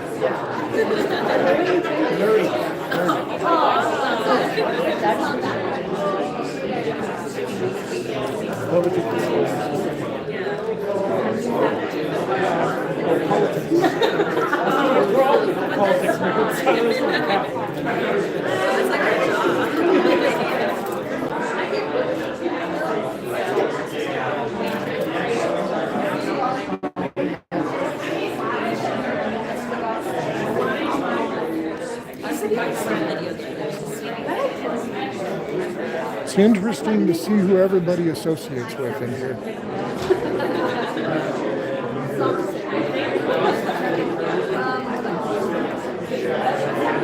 Oh, right there, the girl in the beige, right? She's up on behind the days. I guess so. Who is she? Yeah, she went. I was at Bert Johnson. You know, he wrote the article about us, right? Yeah. So I was back over there. He was standing there, so I took my camera over there and started asking him questions and told him that I appreciated his article because I used his article as an exhibit in my court motions. And I just tried to get him to talk to me, but he won't talk to me. I don't know why. Interesting. Yeah. I think he would talk to you. You probably shouldn't lie about people. Right. He knows he's wrong. He knows he's wrong, and so he ran away, I think. Maybe he'll come back. Did he pack up and leave? That's sad. That's sad because I'll see him wherever I go, and every time I see him, I'm gonna confront him out loud. That's the goal. Oh, great, yeah, well, I'm pretty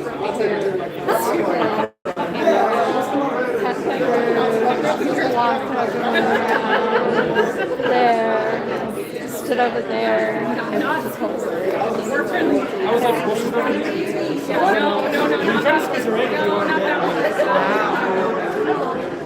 yeah, I have no idea. Well, actually, I asked what Bethany Drysdale. So yesterday, Bethany Drysdale, the PR person for Washoe County. Right. I asked her, am I rude? Am I mean? And she said that I'm just tall and big. And so I accused her of heightism. No, it was a joke. The heightest thing. I said, the heightest. No, so she's a heightist. So I'm bad and evil because I carry a camera around and I'm tall. It's like hilarious because we're so tall, and some people start using people that are so tall and big, just with a camera, just asking questions like that in their face. It's not in their face. I hold it like this, close to me. In your face would be if I did this. I'm gonna go with some more drinks and all this stuff. Oh. Yeah, I'm kind of sad that Bert Johnson ran away. So the people that were watching this live stream, they think that guy right there is going to win. The tortilla guy.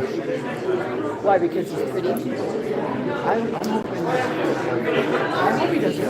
He said the word. He's a liberal. Yeah, he's in the DEI group. Yeah.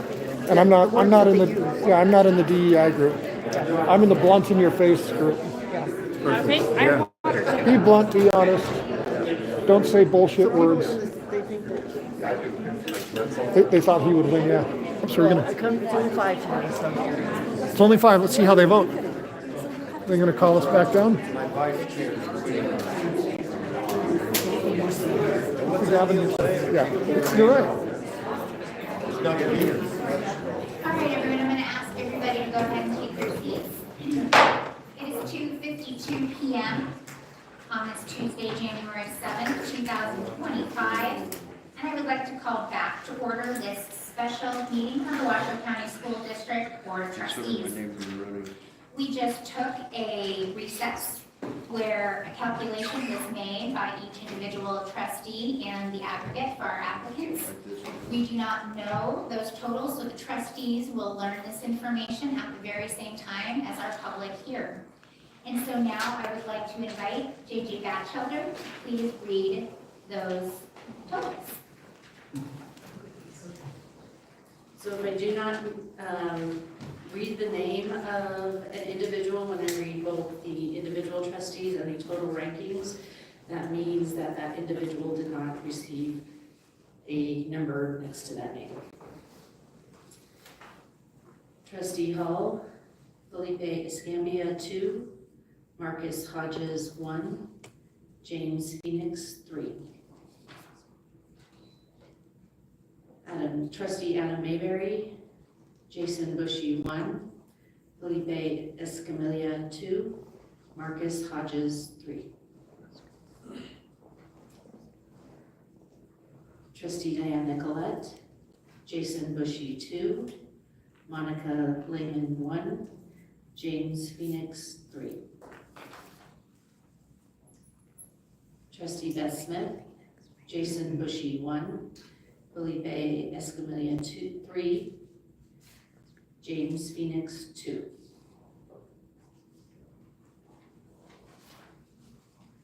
Trustee Colleen Westlake, Jason Bushy, 3, Felipe Escamilla, 2, Marcus Hodges, 1. Trustee Alex Woodley, Felipe Escamilla, 2, Tamara Oswald, 1, James Phoenix, 3. The totals are Jason Bushy, 7, Felipe Escamilla, 11. Marcus Hodges, 5.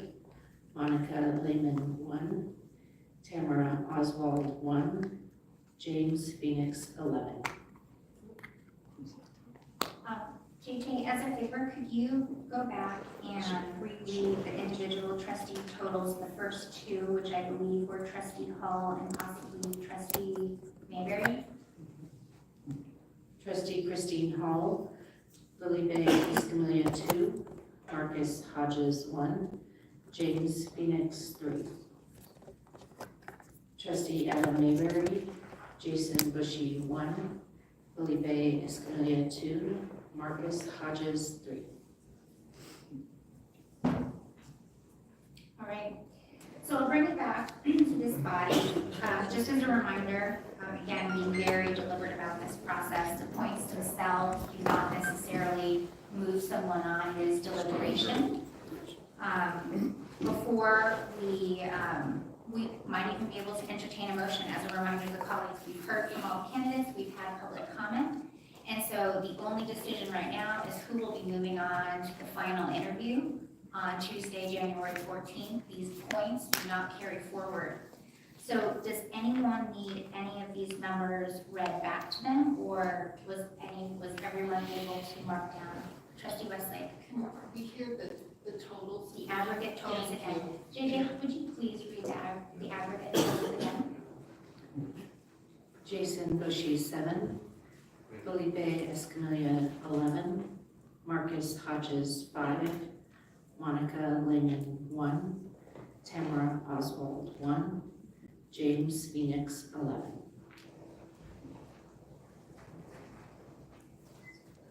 So I'll bring it back to this dais.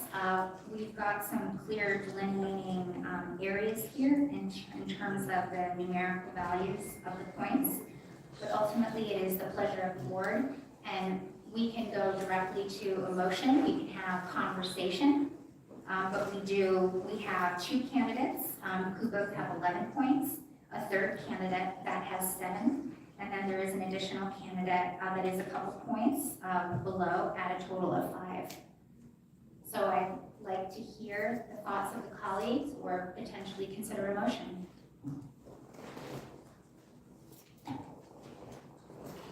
President Smith, I'd like to make a motion that we move the top 4 candidates forward to the next round, which would be January 14th. That would be Felipe Escamilla. I don't want to get this wrong. That would be James Phoenix. That would be Marcus Hodges, and then Jason Bushy. I second that motion.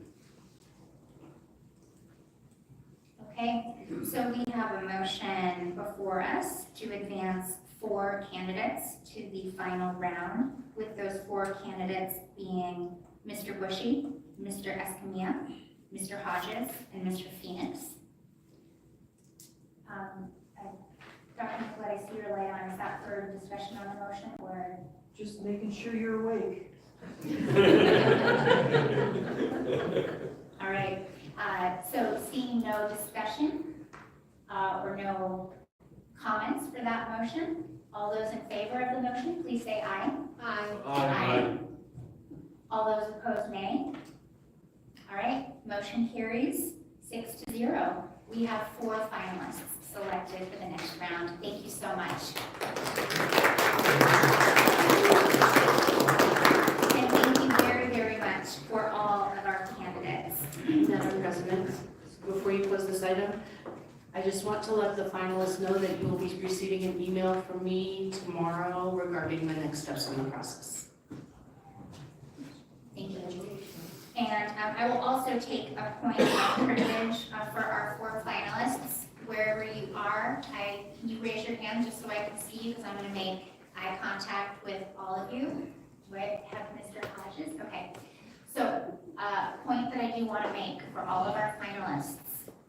There is the potential for the board to take action to appoint one of you at the next special meeting at 9 in the morning. Later that day begins the first regular meeting of the school board's traditional meeting calendar at 2 p.m.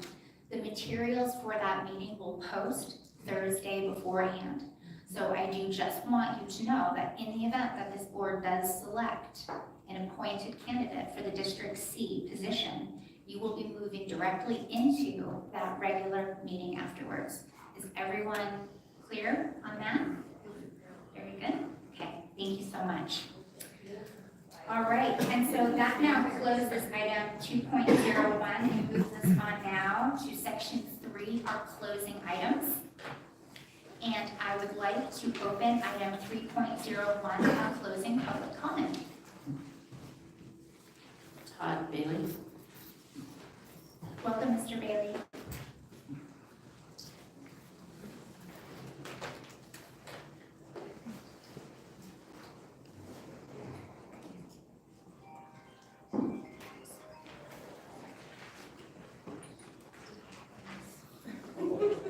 Make sure it's right. Wanted to make sure. You're good.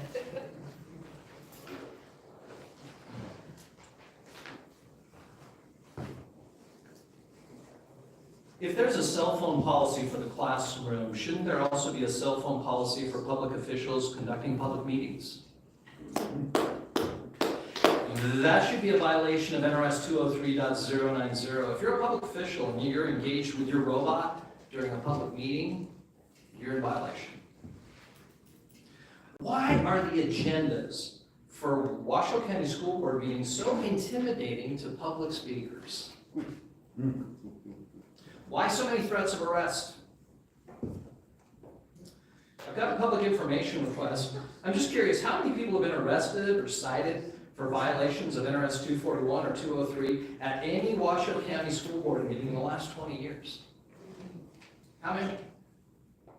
The committee is only aware of one. That arrest cost $10,000 to Washoe County taxpayers, the eventual dismissal of the police chief, and was part of the basis for forcing the district lawyer out. So there is at least one.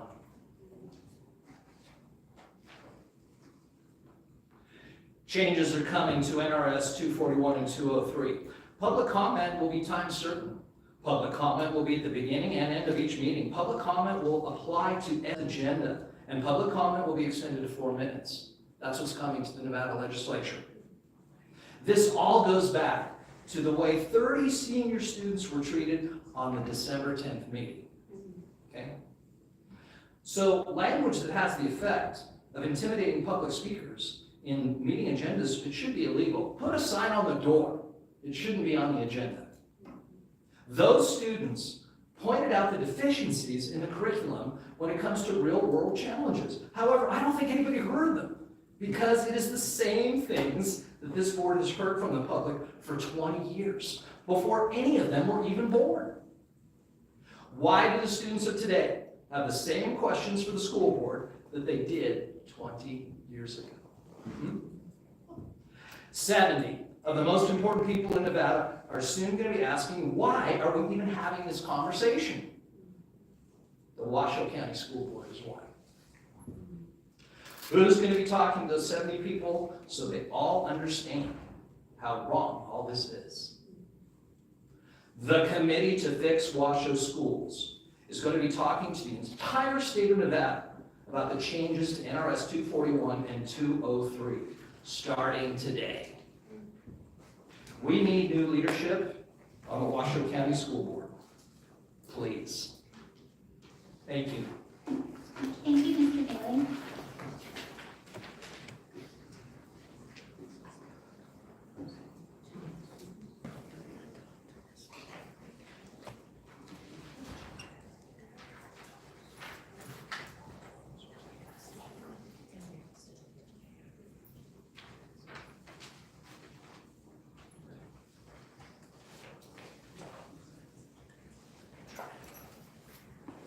Roger Edwards. Welcome, Mr. Edwards.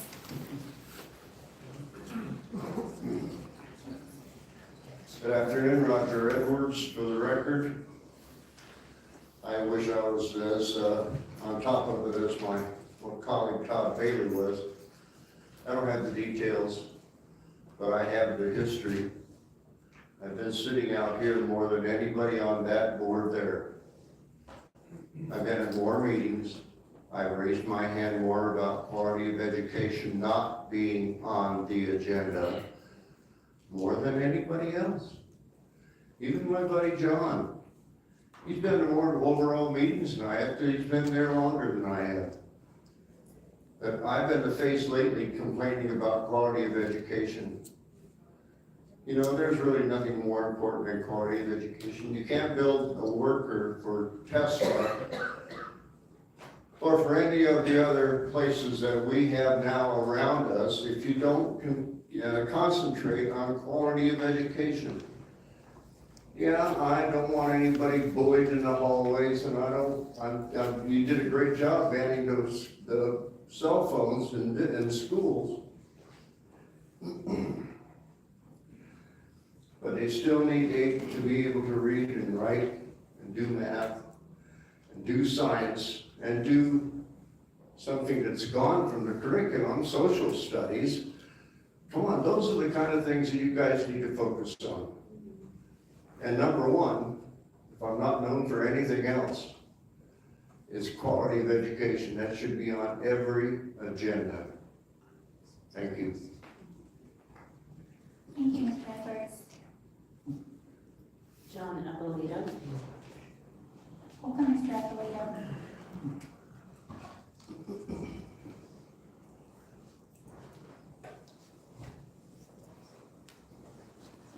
Hi, my name is John Eppolito. I'm with Protective Added Children, and I want to expand on what I started earlier. And Christine, thank you for mentioning it, and whoever else mentioned me coming to these meetings. It's been about 14 years, I believe, and these meetings have changed a lot. One thing, I don't know how many years ago, 4, 5, 6 years ago, the attorney started sitting at the table. Before that, the attorney wasn't there. The attorney was in the room, somewhere in the back, and if they had a question, they'd call on him. Once the attorney came to the table, everything changed for the worst, in my opinion. I only spent 1 weekend in law school, so I'm no expert. Intimidation. That's true, intimidation. The other thing that changed after the attorney got to the table is the community was silenced. And what I mean is public comments. I hope Todd is right about public comments coming back. Now we have public comments at the end of the meetings. And that could be anywhere from 2 hours to 10 hours after the meeting started. So what they've done, probably thanks to the attorney, what they've done is silence the community. Any parent, teacher, student, community members who can't sit around for 2 to 10 hours can't speak. And they make it very clear they don't want you to speak even when you can. Bruce knows that. He's been kicked out of at least one meeting. I've only been kicked out of one after all these years. And the other issue is we've got a trustee here I was at the December 10th meeting when all the students, there was about 3 times as many people at that meeting as there is at this meeting, and they had us all crammed in a room that was way too small. People were in the hallway, old people were standing up, and these guys just go about their business like there's nothing wrong with that. Now, this meeting, they could have in a great big room, I guess, hoping people showed up.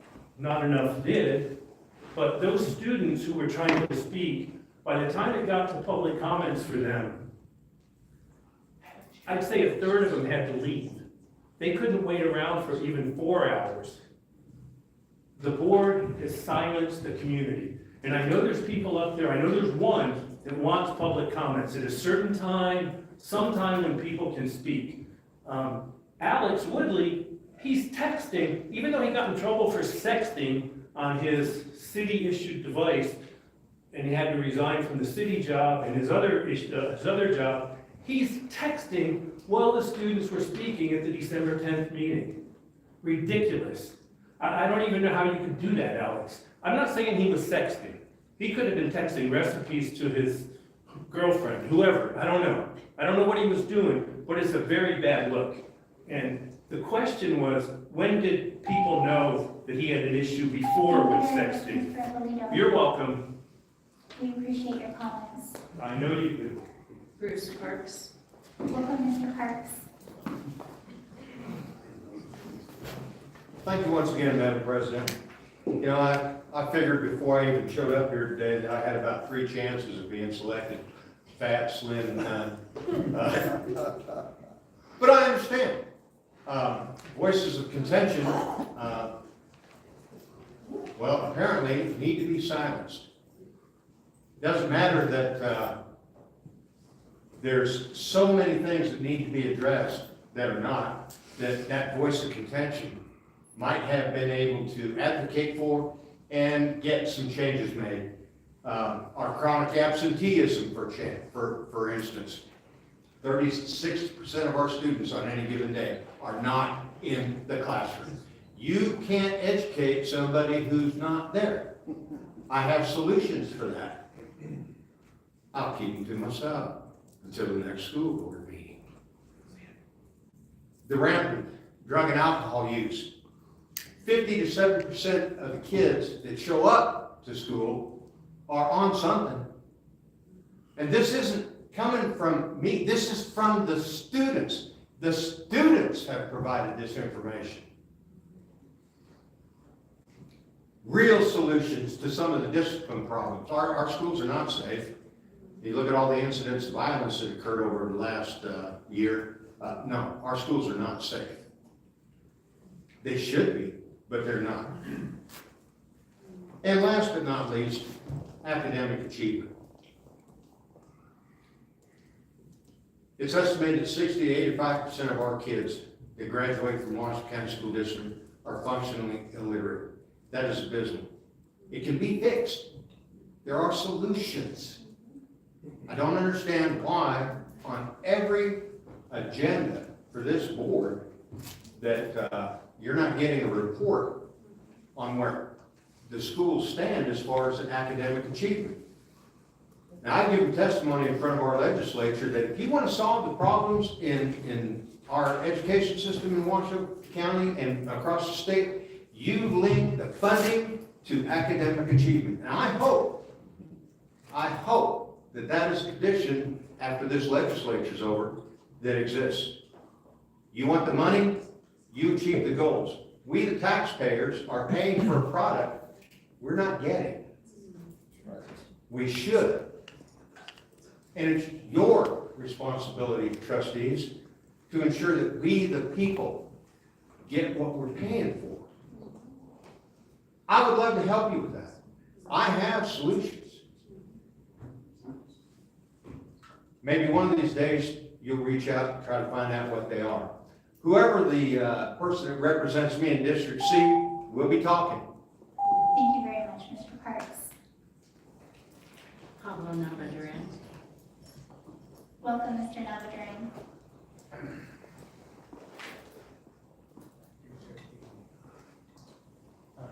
Hello guys, my name is Pablo Navaduran.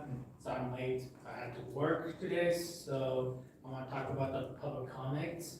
So I feel like we should bring back the public comment from the beginning of the meeting. 3 minutes straight. We know we have to be limited by 3 minutes. So we should have 3 minutes beginning public comment and the public comments as well.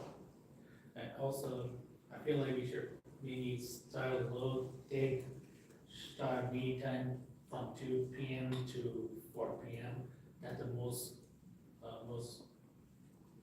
parent giving service. I said Chandra to work, 4 or 5 p.m. I feel like it means time start at 4 p.m. so we're engaged. So Thank you very much.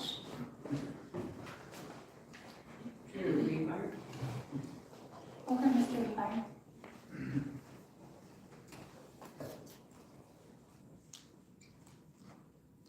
Greetings, my name is Drew Rebar, and public comments, it seems to be a thing.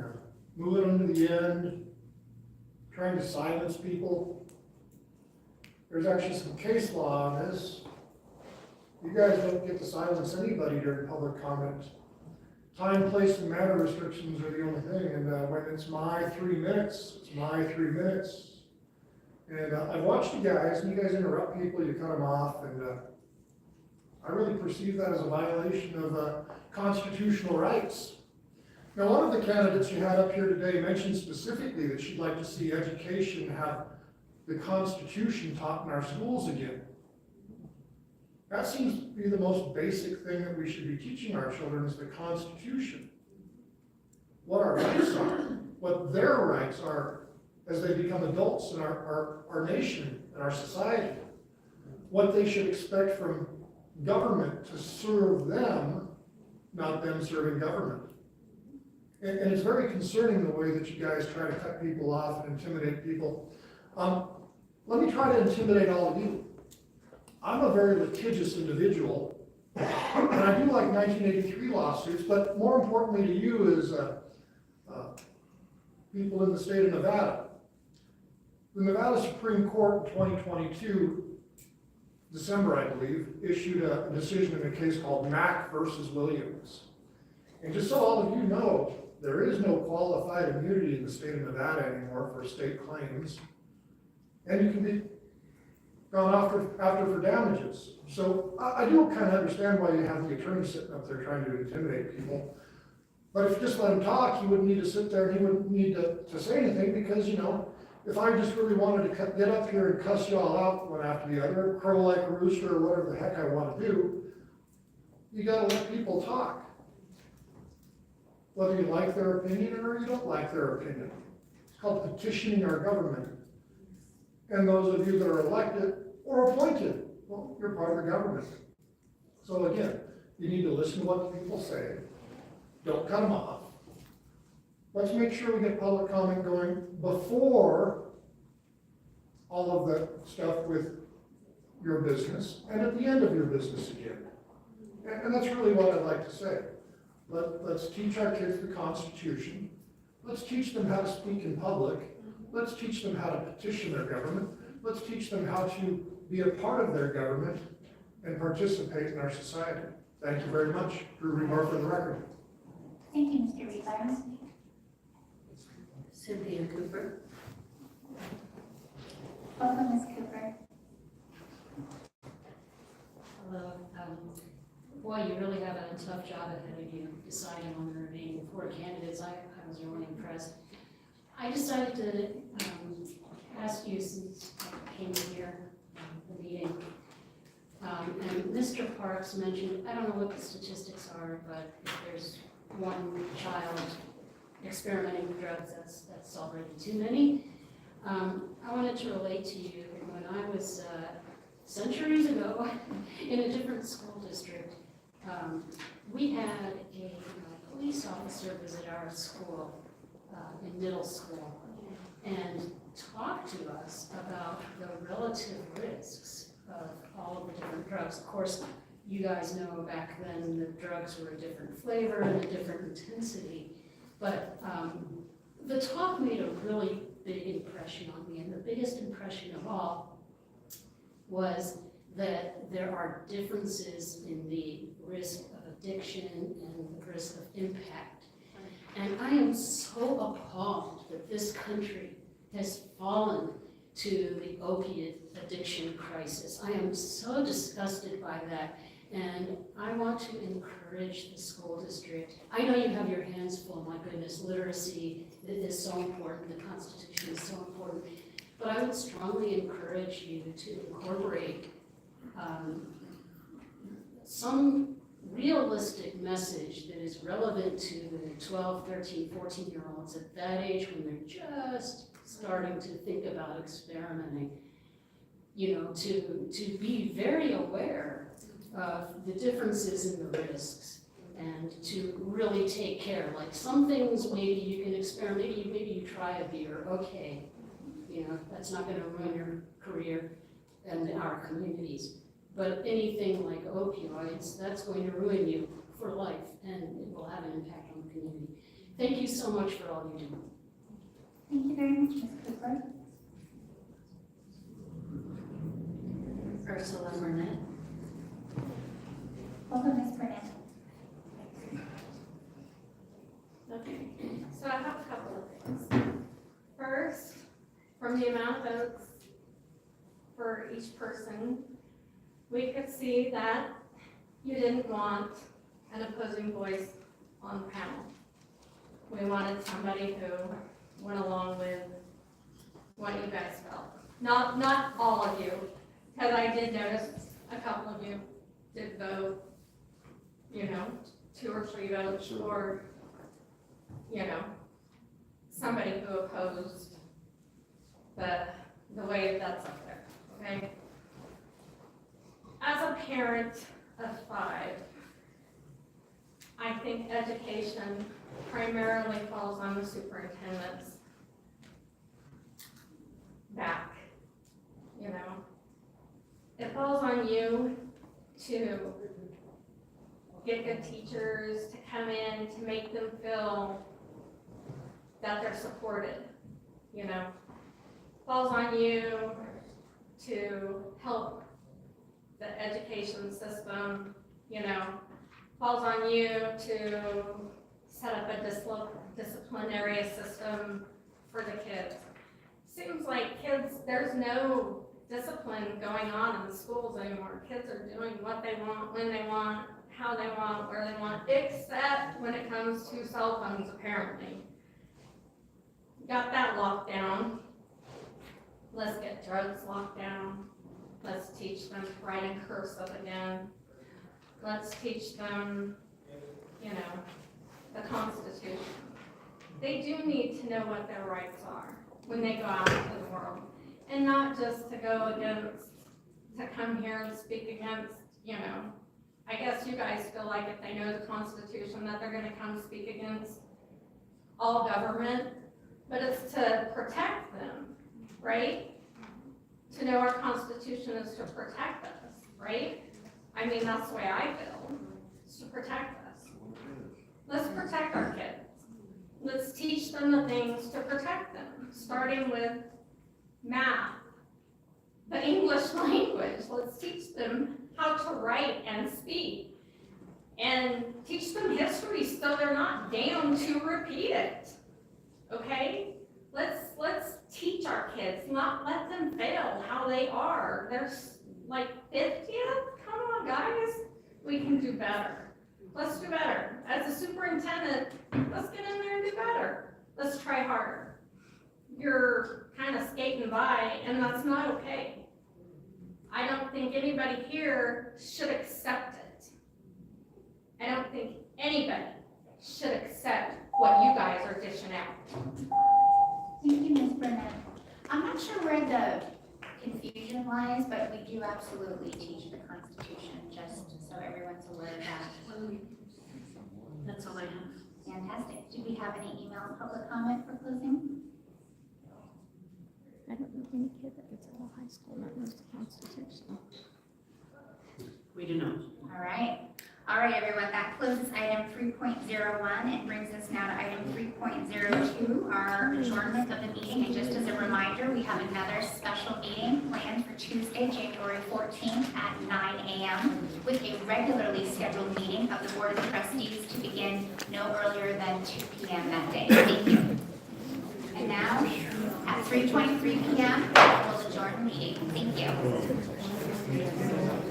Everybody else scheduled it in the somebody coming along with them.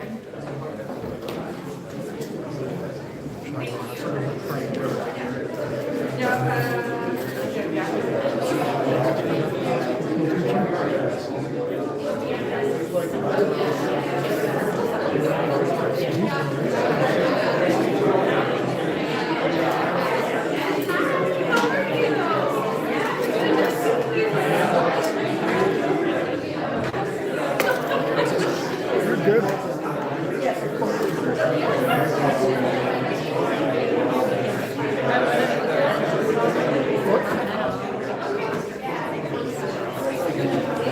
They pretty much all are ready.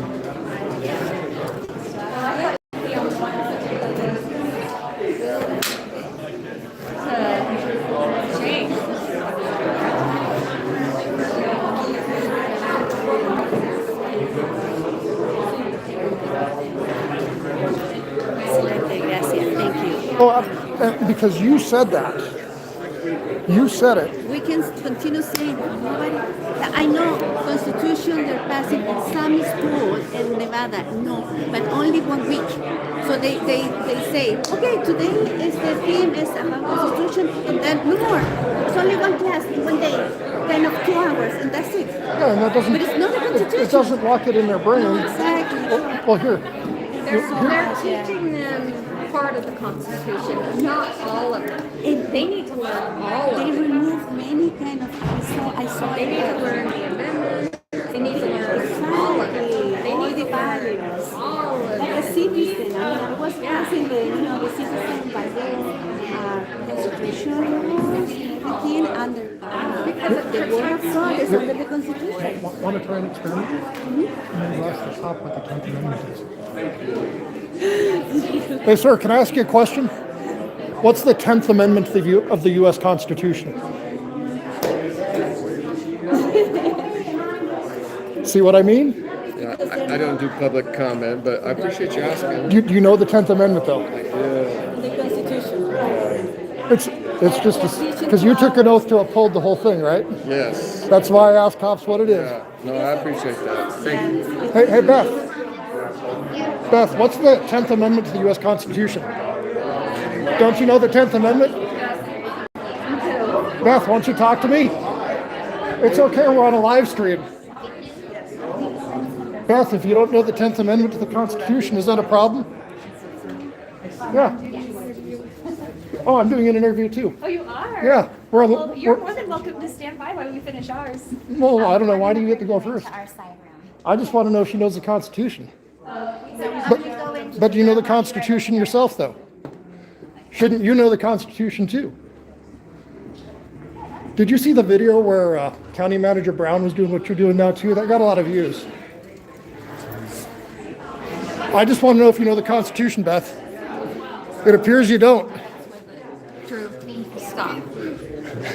Stop. I'm just asking Beth if she does the 10th Amendment. If she doesn't, just leave her alone. Did she graduate from Nevada High School? How's it going, man? Doing good. Life is good. I'm here to get back to public comment. Yes, we agree. We agree. I'm glad. All the open meeting issues. I think the meeting should have the comment at the beginning. Absolutely. I just wanted to know she doesn't know the Constitution. You, sir. Have a good one, man. You too, man.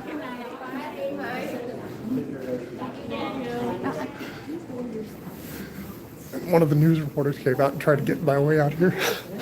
Which one? Blonde-haired chick. The girl? Yeah, they're all gone now. Elevators over there.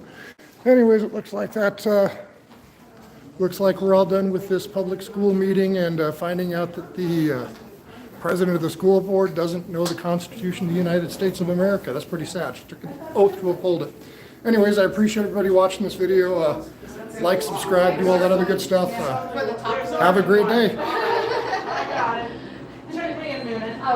I almost said this is going up.